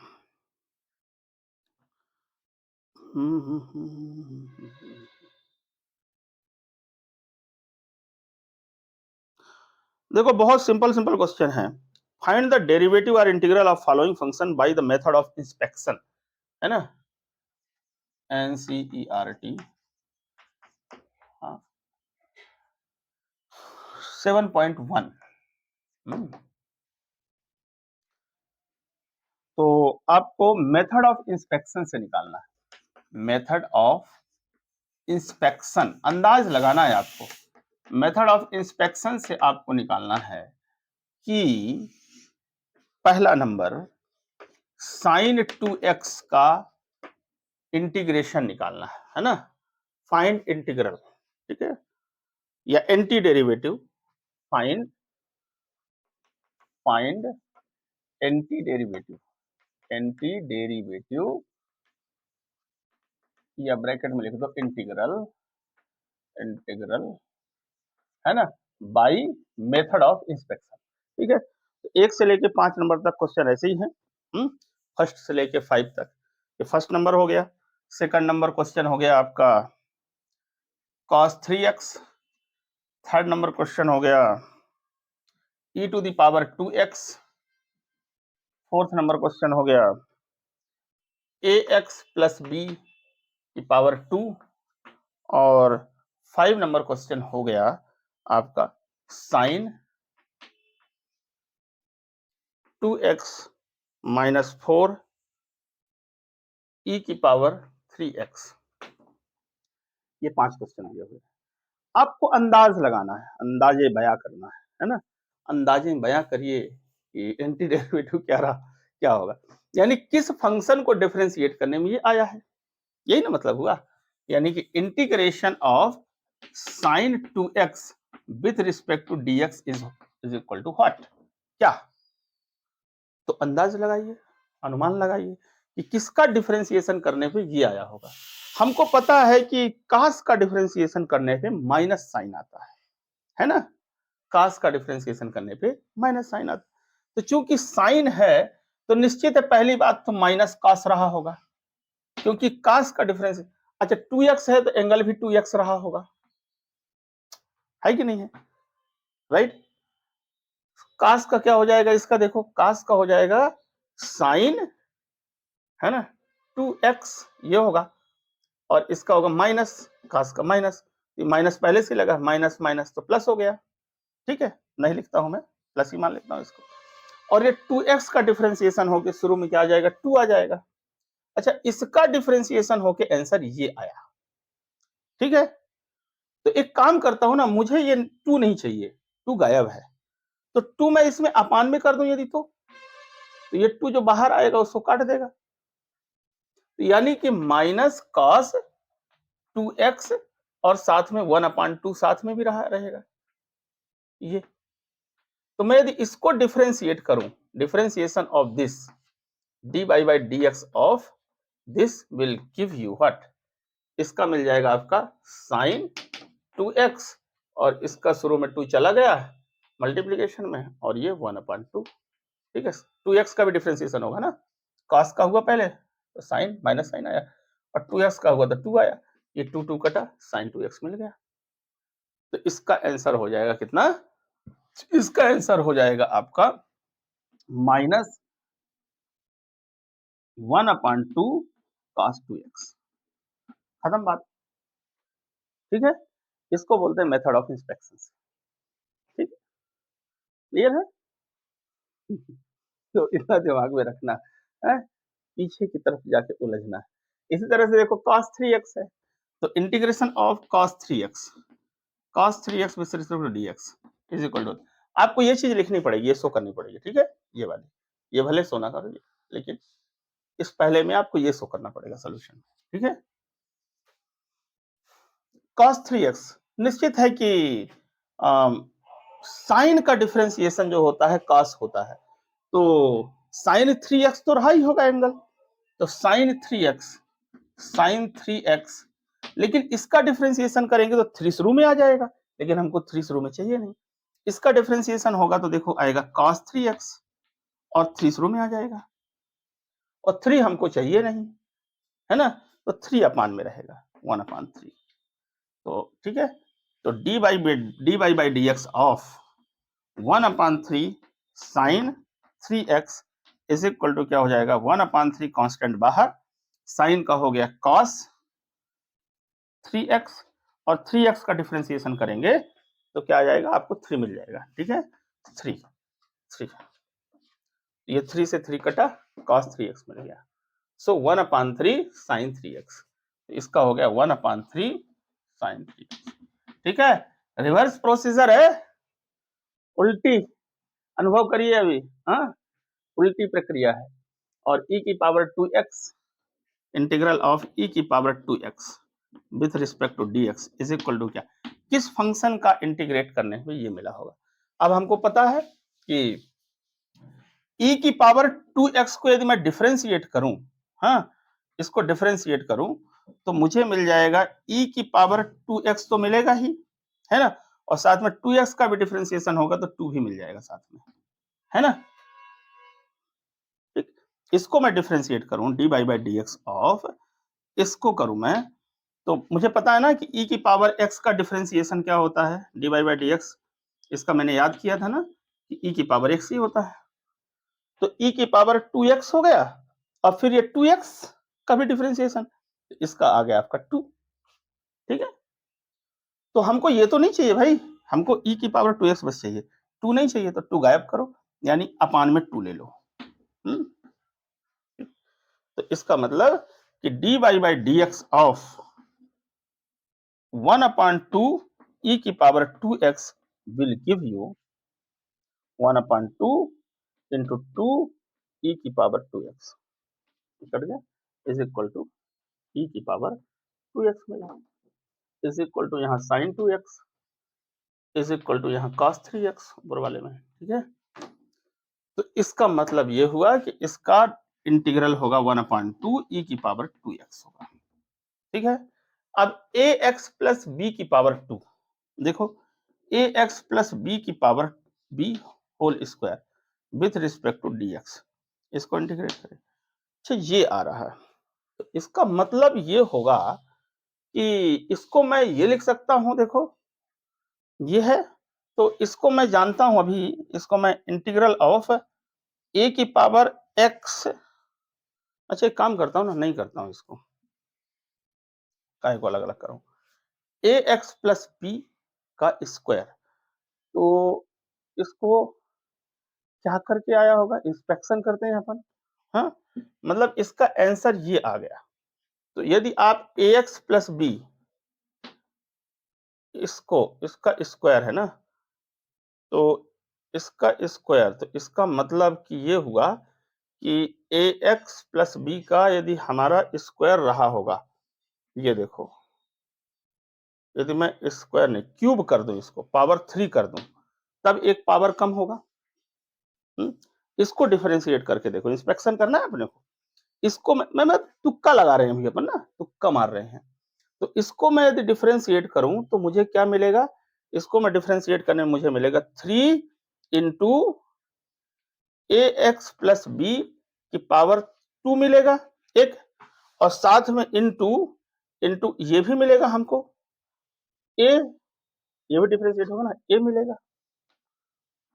क्लियर, ये मिल रहा है ना हमको, तो हमें ये नहीं चाहिए, तुम्हारे से इसको डिफरेंशिएट करने पे d y by d x मैं करता हूं इसका, तो मुझे मिलता है ये भाई, इसका पावर ये 3 शुरू में आ गया और ये 2 हो गया यहाँ पर, क्लियर है, पावर कम हो गई ना, और फिर इसका डिफरेंशिएशन, तो इसका डिफरेंशिएशन ए एक्स का क्या हो जाएगा, ए आ जाएगा, और बी का कांस्टेंट का क्या हो जाएगा, 0, ए मिलेगा, ये मिलेगा हमें, लेकिन हमको ये नहीं चाहिए भैया, हमको तो चाहिए केवल इतना, इतना मसाला हमें चाहिए, यानी 3 और ए, 3 ए गायब करना है, इसका मतलब 3 ए कांस्टेंट को डिवाइड कर दो, 3 ए कांस्टेंट को डिवाइड कर दो, यानी अपान 3 ए कर दो, सो ये तुम्हारा ये और ये और ये और ये गायब हो गए, और अंततः मिला आपको ए एक्स प्लस बी का स्क्वायर, यानी कि इसका इंटीग्रेशन करने पे हमको ये मिलेगा,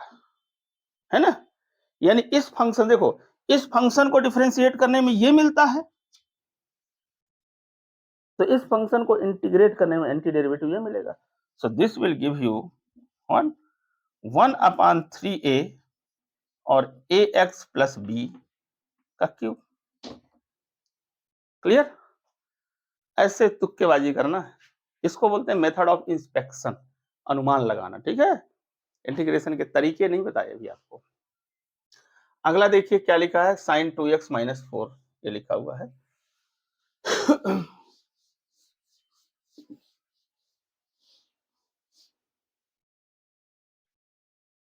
साइन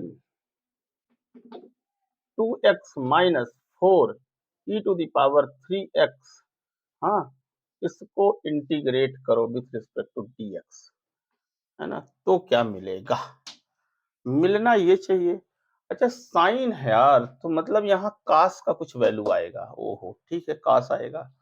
ये है, ओके। तो यहाँ मैं ऐसा करूँ थोड़ा-सा, इसको तुक्का मारता हूँ, कॉस 2x करूँ, लेकिन कॉस का डिफरेंशिएशन तो माइनस साइन होता है, यहाँ प्लस है। इसका मतलब माइनस कॉस ले लो, ठीक है? Minus cos 2x। अच्छा माइनस कॉस 2x करें तो ये आ तो जाएगा साइन 2x, लेकिन 2 जो है साथ में बाहर आएगा। तो 2 नहीं आना चाहिए ना, क्योंकि इसका डिफरेंशिएशन करोगे तो क्या आएगा? 2 sin 2x आएगा। तो 2 नहीं आना चाहिए, ये देखो, तो 2 डिवाइड में हो जाएगा। बहुत बढ़िया। तो इसका हो गया आपका, क्योंकि देखो इसको आप इस तरह भी लिख सकते हो ना, इंटीग्रेशन ऑफ इसका अलग से भी इसका इतना और इसका इतना, पर चलो ठीक है नहीं लिखता हूं मैं। तो इसका हो जाएगा माइनस 1/2 cos 2x। ये हो गया, ठीक है, पहला वाला पार्ट तो क्लियर हुआ। हाँ, अब ये वाला पार्ट को क्लियर करना जरूरी है। हाँ, तो ये क्या लिखा हुआ है, 4e की पावर 3x। 4 शुरू में आ रहा है, इसका मतलब क्या हुआ, इसका मतलब यदि मैं इसको करूं, इसको डिफरेंशिएट करूं, तो ये 4 इंटू क्या मिल जाएगा हमको, e की पावर 3x, ये मिल जाएगा हमको, है ना? और साथ में 3x का इंटू 3 हो जाएगा, ये मिल जाएगा हमें।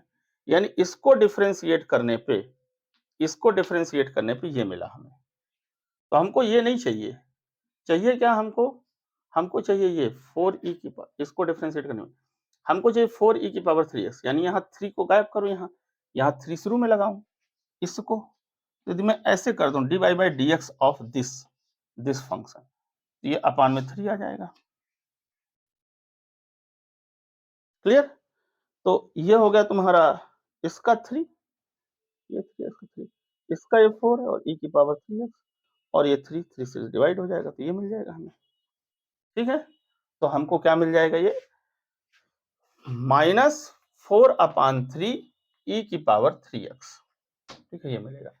इसको करिए डिफरेंशिएट, तो 4 की पावर 3, 4/3 यही हो जाएगा, और ये e की पावर 3x हो जाएगा, और ये 3x का क्या हो जाएगा, 3 आ जाएगा, तो 3 से 3 कटा, -4 e की पावर 3x मिल गया कि नहीं मिला, ये मिल गया। इसको डिफरेंशिएट करने पे ही मिलेगा। तो इस तरह से this is called method of inspection. Inspect करना, अनुमान लगाना, एंटी डेरिवेटिव निकालना। इससे आपको ये फील आता है कि इंटीग्रेशन जो है डिफरेंशिएशन की अपोजिट प्रोसेस ही है। ठीक है, आपने करके इससे अनुभव कर लिया होगा इस बात का। कुछ क्वेश्चन और करते हैं, एक फार्मूला का यूज करना है आपको, और मतलब एक क्या, जो अपन ने पढ़े हैं अभी उन फार्मूलों का यूज करना है, जितना आपको पढ़ा दिया है ये तो याद होगा ही। x की पावर n, इसका इंटीग्रेशन करना यदि है, सो x की power n+1 divided by n+1 होता है। ठीक है, इतना होता है। क्लियर? तो अब इसी आधार पे एक आध क्वेश्चन आपको करा के दिखाते हैं, देखो। अच्छा एक बात बताओ, integration of 1 with respect to dx क्या होगा, 1 विथ रिस्पेक्ट टू dx। ठीक है, यानी कि किसका इंटीग्रेशन करें कि हमको ये मिले 1, तो आप निश्चित है कि ये कांस्टेंट मिले, x मिलेगा। मतलब किसका डिफरेंशिएशन करो तो 1 मिलेगा, क्योंकि x का डिफरेंशिएशन करोगे तो आपको 1 मिलेगा। ठीक है, तो integration of any constant value, इसको आप ये भी लिख सकते हो, इंटीग्रेशन ऑफ dx भी लिख सकते हो। 1 dx लिखने की जगह आप इसको ये भी लिख सकते हो, इंटीग्रेशन ऑफ dx भी लिख सकते हो। So is equal to x। ठीक है, dx dx dx dx मिला के x, छोटा छोटा छोटा छोटा dx मिला के x हो गया। यदि इस तरह से आपको इंटीग्रेशन ऑफ 5 dx रहे, 5 का इंटीग्रेशन क्या होगा, किसी ने पूछा आपसे 5 का इंटीग्रेशन क्या होगा, ये क्या होगा, 5 का इंटीग्रेशन भी आपका x होगा। ठीक है, सॉरी 5 का इंटीग्रेशन 5x होगा। ठीक है, 5x होगा। 1 dx का क्या होगा, 1x होगा। 1x का मतलब x ही कहलाता है, क्योंकि 5x को आप डिफरेंशिएट करिए तो 5 हो गया कांस्टेंट बाहर, और dx बाई dx इसका क्या हो गया, 1 हो गया। इसको डिफरेंशिएट करेंगे तो आपको 5 मिलेगा। क्लियर है? तो किसी भी वैल्यू का यानी किसी भी कांस्टेंट वैल्यू यानी एक constant into integration of any constant with respect to dx will give you constant into x, ठीक है। प्लस भैया ये लगा ही लो, प्लस कांस्टेंट ऑफ इंटीग्रेशन, ये मत भूलना, इनफाइनाइटली मेनी सॉल्यूशन तो मिल ही जाते हैं इसमें, है ना, ठीक है। अच्छा इधर भी अपन ने जो किया था क्वेश्चन ना, अभी पांच क्वेश्चन किए थे, उनमें भी सब में प्लस सी जोड़ना लास्ट में, ये मत सोचना उसमें प्लस सी तो जुड़ता जाएगा, वो सभी में प्लस सी कर देना, क्योंकि वो प्लस सी कर देंगे क्योंकि कांस्टेंट का डिफरेंशिएशन क्या होता है, जीरो होता है, कोई फर्क नहीं पड़ता, है ना, इंडेफिनिट इंटीग्रल है ये, बता ही दिया हूं कि इसमें सी एज अ रूल आपको लिखना ही है लास्ट में, है ना, सोते जगते आंख मूंदते लास्ट में सी तो ठोक ही देना है इसमें कोई दिक्कत नहीं है, ठीक। तो सब में सी आएगा, ये हुआ। तो किसी भी कांस्टेंट का 5 का 6 का बताओ 100 का इंटीग्रेशन क्या होगा, किसी ने पूछा विद रिस्पेक्ट टू x, अरे भाई कुछ नहीं होगा, 100x होगा और क्या होगा, ठीक है, क्लियर ये देखना। चलिए छठवां नंबर क्वेश्चन देखते हैं, 6 नंबर क्वेश्चन को उठाते हैं, आप करिएगा, कर लेंगे आप, लेकिन चलिए वार्म अप हो जाइए। Integration of 6 number question, method of inspection से नहीं करना आपको, इंस्पेक्शन जहां जरूरत वहां कर लेना, कोई बुराई नहीं है इंस्पेक्शन करने में, ठीक है। Integration of 4e to the power 3x plus 1 with respect to dx, ठीक है। अभी अभी आपने पढ़ा कुछ देर पहले, दो फंक्शन यदि एडिशन में हो और उनका इंटीग्रेशन निकाल रहे हैं तो 4e की पावर 3x dx ऐसा लिख सकते हैं, और प्लस इंटीग्रेशन ऑफ 1 dx ये लिख सकते हैं, ठीक है। तो इसका क्या हो जाएगा देखिए 4 का तो कांस्टेंट बाहर हो गया, इंटीग्रेशन ऑफ e की पावर 3x हाँ विथ रिस्पेक्ट टू dx, और प्लस इसका क्या हो जाएगा 1 dx का, अभी अभी बताया 1x हो जाएगा, ठीक है। ये हो गया आपका x, ठीक, प्लस कांस्टेंट ऑफ इंटीग्रेशन तो आएगा ही, प्लस कांस्टेंट ऑफ इंटीग्रेशन, इसको इंटीग्रेट किया प्लस कांस्टेंट ऑफ इंटीग्रेशन, ठीक है। और अब देखिए इज इक्वल टू, ये देखिए 4 और e की पावर 3x आ रहा है, इसका मतलब कि किसका डिफरेंशिएट करने पे ये e की पावर 3x आएगा। तो देखिए e की पावर 3x को आप डिफरेंशिएट कर दें, इसको डिफरेंशिएट कर दें, तो ये आएगा आपका 3e की पावर 3x आएगा, भाई इसका तो आएगा e की पावर 3x, 3x का करेंगे तो 3 आएगा, ठीक है। तो 3e की पावर 3x आएगा डिफरेंशिएशन इसका, तो हमको ये नहीं चाहिए ना 3, तो यहाँ 3 आप डिवाइड करो 1/3, यानी अब इसको डिफरेंशिएट करें dy by dx ऑफ ये वैल्यू, सो ये 1/3 शुरू में, ठीक है। तो ये 3 कटा, e की पावर 3x आ गया, तो क्या आ जाएगा इसका 1/3 e की पावर 3x, ठीक है, और प्लस कांस्टेंट, इसको मान लो c1, इसको मान लो या इसको मान लो c1, इसको मान लो c2, ठीक है, प्लस x प्लस c2, भाई इसका कांस्टेंट ऑफ इंटीग्रेशन आ गया ना, भाई इसको इंटीग्रेट किया तो इसका कांस्टेंट ऑफ इंटीग्रेशन, इसको इंटीग्रेट किया तो इसको इंटीग्रेट किया तो इसका कांस्टेंट ऑफ इंटीग्रेशन, ठीक है। तो आंसर क्या हो जाएगा देखिए 4/3 e की power 3x plus x plus c1 प्लस c2, दो कांस्टेंट, एक इस वाले का कांस्टेंट, एक इस वाले का।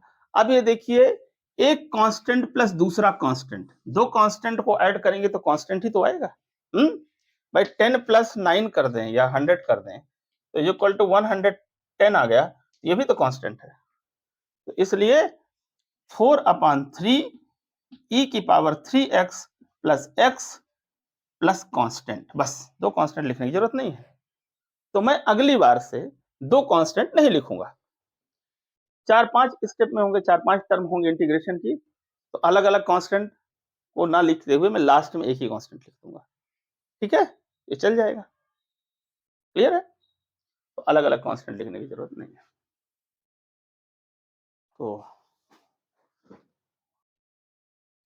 चलो 7वां नंबर क्वेश्चन कर देते हैं, एक आध फार्मूलों का आपका यूज हो जाएगा, तो जल्दी जल्दी कर दें, हाँ बहुत टाइम लग रहा है, आपकी समझ तो आई गई होगी,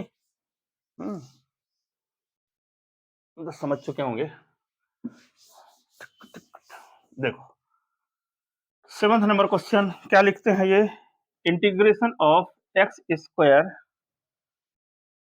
into 1 minus 1/x² with respect to dx, ये निकालना है आपको, इसको इंटीग्रेट करना है, ठीक है। कुछ अब फार्मूलों का यूज करके इंटीग्रेशन के करते हैं, ठीक है, इंस्पेक्शन नहीं करते हैं हर जगह। अब देखो इंटीग्रेशन ऑफ ये x² dx, ये आप लिख सकते हैं, और minus integration of 1/x² dx, ये लिखा जा सकता है, अभी भी बताया था ना। देखो इसको मल्टीप्लाई कर सकते हैं दोनों में। अरे अरे अरे भाई, अरे भाई, अरे भाई, कहाँ गड़बड़ हो रहा है भाई।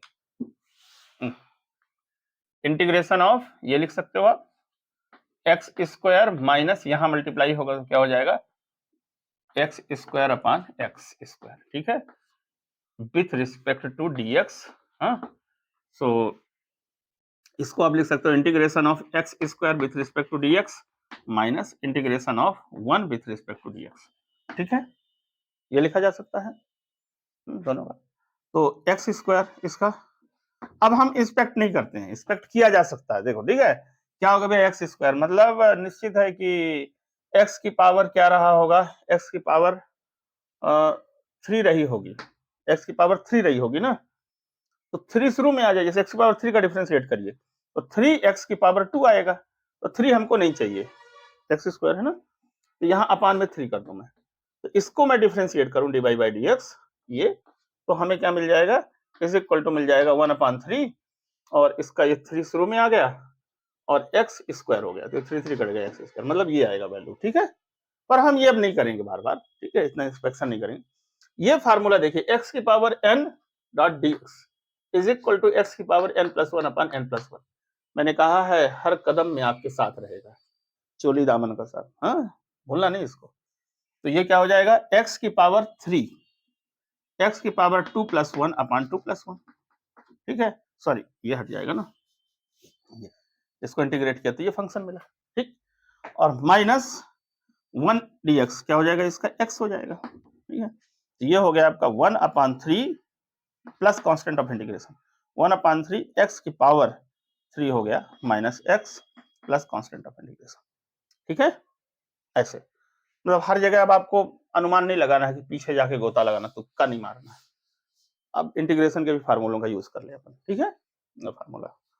अगला क्वेश्चन 8वां नंबर क्वेश्चन लिखते हैं, 8th नंबर क्वेश्चन एनसीईआरटी का ही, ये है आपका ax² plus bx plus c with respect to dx, ठीक है, इसको इंटीग्रेट करिए तो क्या हो जाएगा, सभी जगह इंटीग्रेट कर, integration of ax² dx plus integration of bx dx plus c dx का इंटीग्रेशन, ठीक है, तो ये क्या हो जाएगा, a कांस्टेंट बाहर, ठीक है, integration of x² dx plus b constant बाहर, integration of x dx plus c constant बाहर, इंटीग्रेशन ऑफ dx, ठीक है।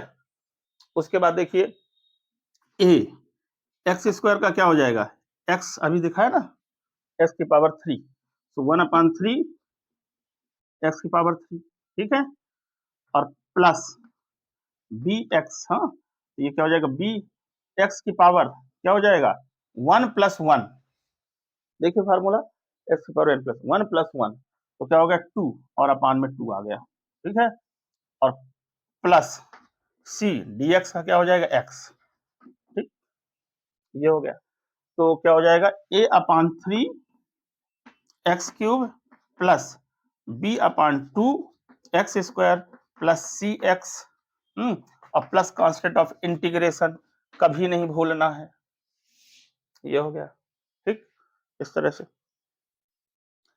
इंस्पेक्शन नहीं करना हर जगह, ठीक, इंस्पेक्शन कर सकते हैं, इंस्पेक्शन इसलिए करा है कि अनुभव हो कि एंटी डेरिवेटिव कहलाता है।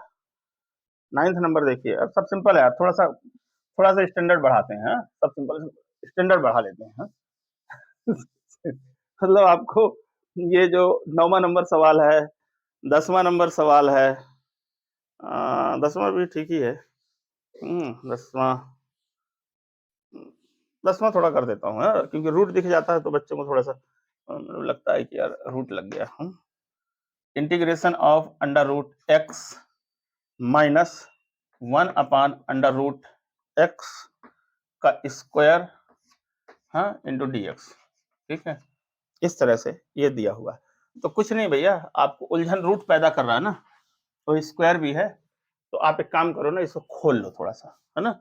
खोल लो तो रूट वूट कुछ खत्म हो जाएँगे, हाँ, कुछ जगह के। तो ये हो जाएगा कितना, इंटीग्रेशन ऑफ, ये हो जाएगा आपका x, भाई इसका स्क्वायर करोगे a square plus b square, इसका स्क्वायर करोगे 1 अपॉन x, है ना?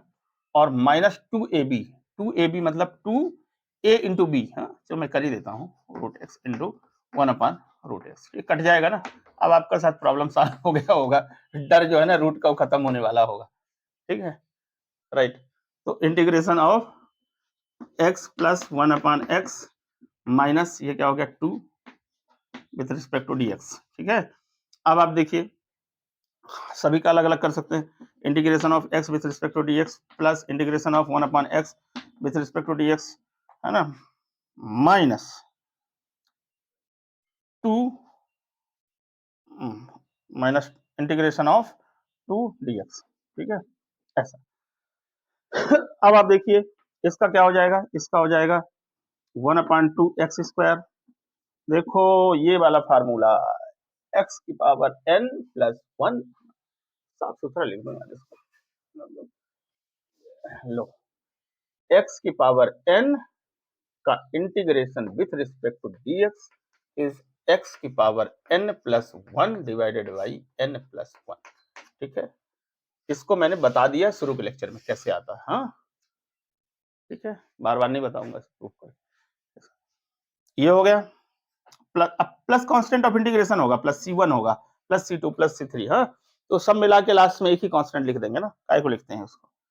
और इसका क्या हो जाएगा 1 अपॉन एक्स, देखिए इसमें ना ये फार्मूला मत लगाना, ठीक है यार, ये अगर तुम लगा 1 अपॉन एक्स का, देखिए log ऑफ एक्स, इसका डिफरेंशिएशन dy बाई dx होता है आपका 1 अपॉन एक्स, सो 1 अपॉन एक्स का इंटीग्रेशन ये आपको log x लिख देना है, log of x mod x, ठीक है, ये लिख देना आपको।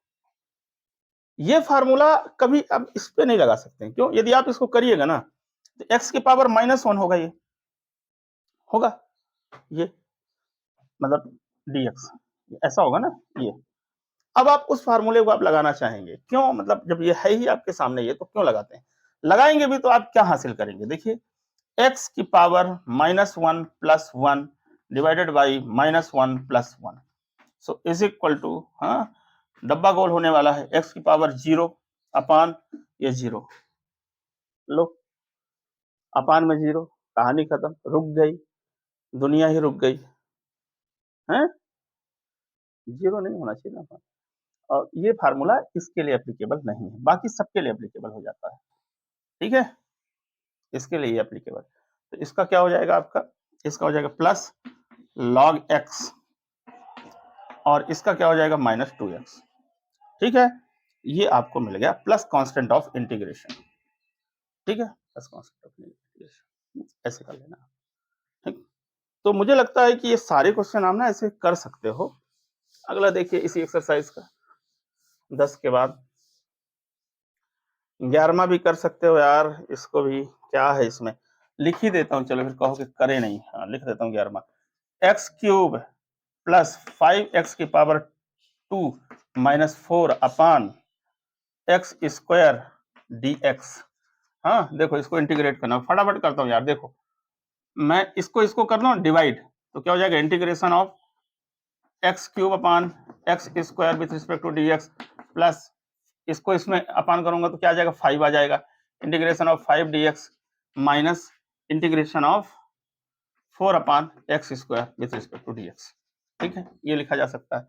इससे ये खत्म हुआ, ये एक x बचा, ये हो जाएगा 1 अपान 2 एक्स स्क्वायर, ठीक है, प्लस इसका हो जाएगा 5x, और माइनस इसका क्या हो जाएगा, इसका 4 तो आप बाहर ले लोगे, और integration of 1 upon x square dx है, तो लगाओ इसका क्या हो जाता है एक्स स्क्वायर, तो एक्स की पावर -2 हो जाएगा, ठीक है, एक्स की power -2 with respect to dx इसका, तो एक्स की पावर क्या हो जाएगा, देखो -2 plus 1 upon -2 plus 1, so is equal to x की पावर क्या आ जाएगा -1 हो जाएगा upon -1 is equal to -1 upon x, ठीक है, ये तो ये हो जाएगा -1 अपान एक्स, ये हो जाएगा प्लस फिर बाद में, हाँ, सो 1 upon 2 x square plus 5x, ये आपका -4/-4, तो ये क्या हो जाएगा 4 into -1/x plus constant of integration, so 1/2x square plus 5x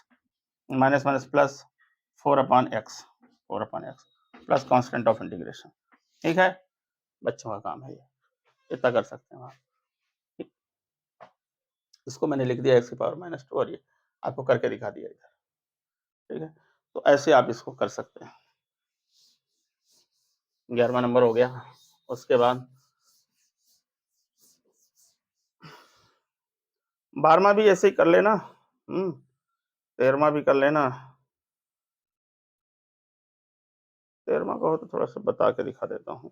देखो 30 नंबर बता देता हूँ आपको। देखो 30 नंबर थोड़ा सा आपको प्रॉब्लम करेगा, 13 आपको बता देता हूँ।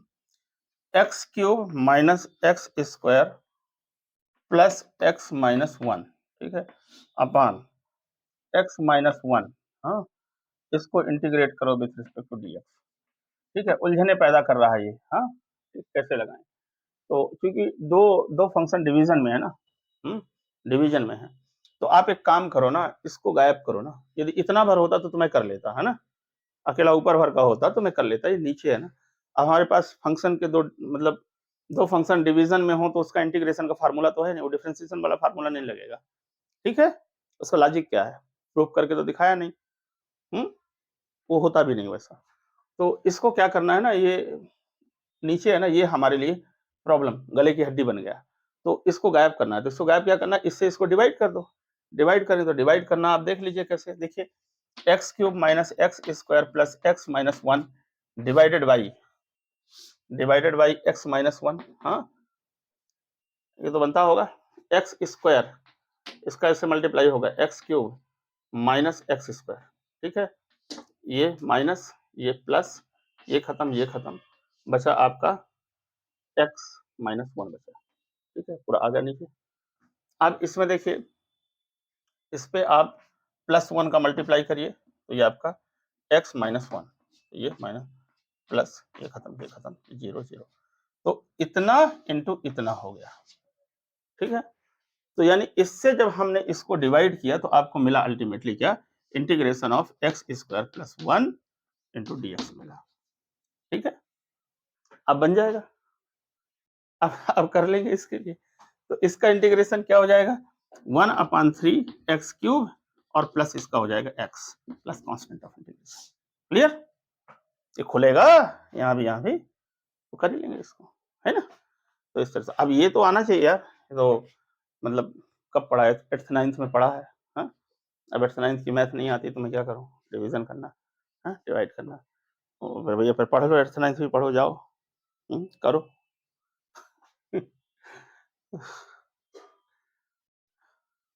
ठीक है, चले मिटाएं।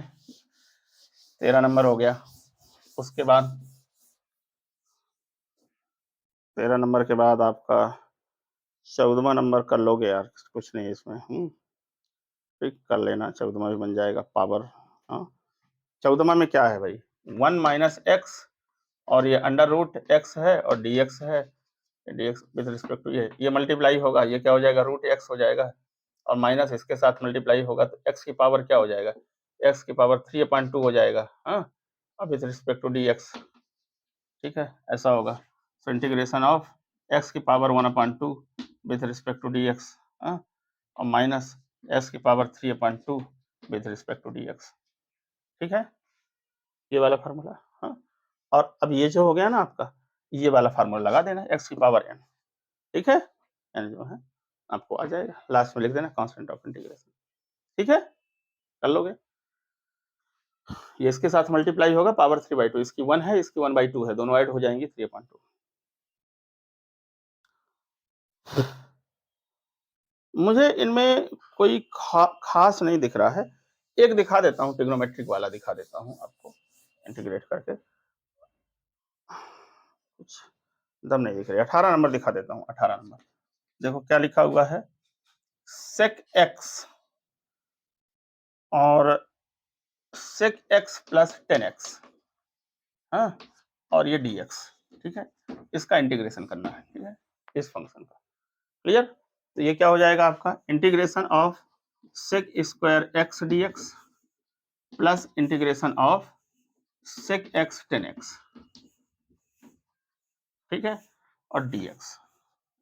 ठीक, अब आपको यदि याद आ रहा हो सेक स्क्वायर एक्स किसका डिफरेंशिएशन होता है, अभी कुछ देर पहले फार्मूला लगाए, वो जो 18-20 फार्मूले आपको लिखे हैं उनको याद रखना। 10x का डिफरेंशिएशन होता है ये, तो इसका इंटीग्रेशन होगा क्या 10x plus constant of integration plus, नहीं लिखूं इकट्ठा लिख दूंगा तो भी चले, सेक एक्स 10x, ये करिए याद करिए, ये सेक एक्स 10x सेक एक्स का होता है ना, सेक एक्स का होता है, तो ये हो जाएगा आपका सेक एक्स प्लस कांस्टेंट C2 हो गया, तो C1 C2 मिला के 10x plus sec x plus constant, ठीक है, बिकॉज C1 प्लस C2 इज इक्वल टू एक कांस्टेंट ही होगा, नया कांस्टेंट ही होगा। ठीक, तो बार बार लिखने की जरूरत नहीं है, ऐसा लास्ट में इकट्ठा लिख दीजिए। लास्ट में क्या मतलब यहीं पर लिखना चाहिए आपको, एक कांस्टेंट बना के आप लिख सकते हैं। नेक्स्ट एक आधा और देख लीजिए फटाफट।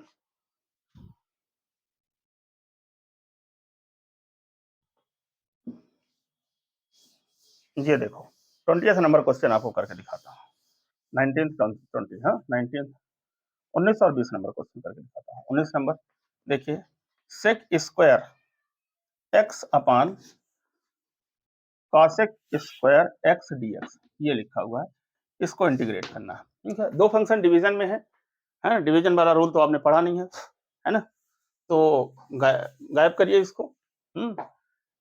इंटीग्रेशन ऑफ इसका क्या होता है देखिए, 1 अपान कॉस स्क्वायर, हाँ एक्स लिख सकते हैं, और इनटू इसका 1 अपान साइन स्क्वायर लिख सकते हैं, ठीक है, 1 अपान साइन स्क्वायर, तो साइन स्क्वायर ऊपर चला जाएगा, साइन स्क्वायर एक्स, ठीक है, और डीएक्स।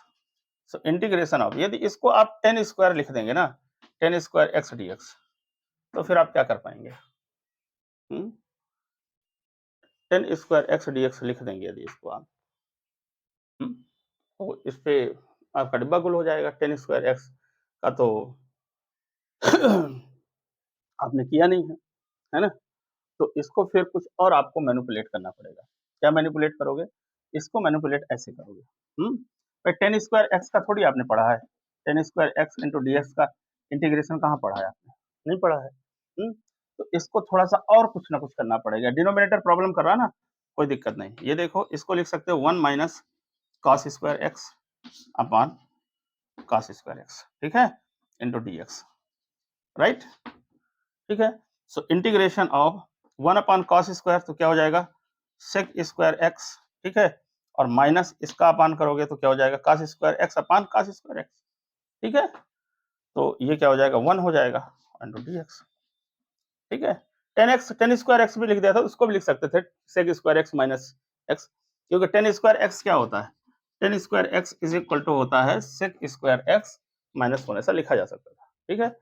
सो इसको आगे बनेगा आपका integration of sec square x dx minus integration of 1 dx, ठीक है, सेक स्क्वायर एक्स का क्या हो जाता है आपका 10x, ठीक है, तो इसका हो जाएगा आपका 10x और इसका हो जाएगा x, ठीक है, minus x plus constant of integration, खत्म, क्लियर। तो ये क्वेश्चन को भी आप कर सकते हो। फिर उसके बाद एक 20th नंबर क्वेश्चन देख लीजिए, 20 नंबर क्वेश्चन, बहुत सारे क्वेश्चन आपको करा दिए आज इस एक्सरसाइज के, 20 number question. 20th number question क्या कहता है कि 2 minus sine 2 minus 3 sine x upon cos square x dx, ये लिखा हुआ है कॉस स्क्वायर एक्स डीएक्स। अब इसमें देखिए 2 माइनस 3 साइन एक्स, ये लिखा हुआ है, तो ये डिनोमिनेटर इज प्रॉब्लम करता है, इसको इंटीग्रेट करना है, तो 2 upon cos square x dx ये कर सकता हूं मैं integration, minus integration of 3 upon 3 sine x upon cos x into cos x, कुछ करने जा रहा हूँ, इंटू डीएक्स, ठीक है, लिख दूंगा मैं, कुछ दिमाग में चल गया अपने, तो 1 अपान कॉस स्क्वायर एक्स क्या हो जाएगा आपका sec square. So integration of 2 sec square x dx minus ये देखिए integration of 3 sine x upon cos x, ये होता है 10x और 1 अपॉन कॉस क्या होता है सेक होता है, तो 10x सेक एक्स dx। ठीक है, अब देखिए सेक स्क्वायर का क्या होता है 10 थीटा होता है। ठीक है, ये 2 बाहर आ गया 2 10x। ठीक है, माइनस इसका क्या होता है, इसका सेक एक्स होता है। ठीक है, तो -3 sec x plus constant of integration. ठीक है, अभी फार्मूला लिखवाया था आपको 10x सेक एक्स, 3 कांस्टेंट बाहर आ जाएगा, कांस्टेंट बाहर लेना बताया ही है, फार्मूला प्रूफ करके दिखाया है। ठीक है, तो इस तरह से लगभग लगभग हमने सारे क्वेश्चन कर दिए हैं, एक दो बचे हैं, आप लोग ट्राई मारिए इसका। ठीक है, तो जिनमें आपको थोड़ा सा इशू होना था वो मैंने कर दिया है। अब हम इसके बाद मेथड्स ऑफ इंटीग्रेशन पढ़ेंगे। ठीक है, मेथड्स ऑफ इंटीग्रेशन, इंटीग्रेशन के तरीके। ठीक है, तो नेक्स्ट लेक्चर में मिलते हैं, आज की सभा समाप्त करते हैं। नमस्कार।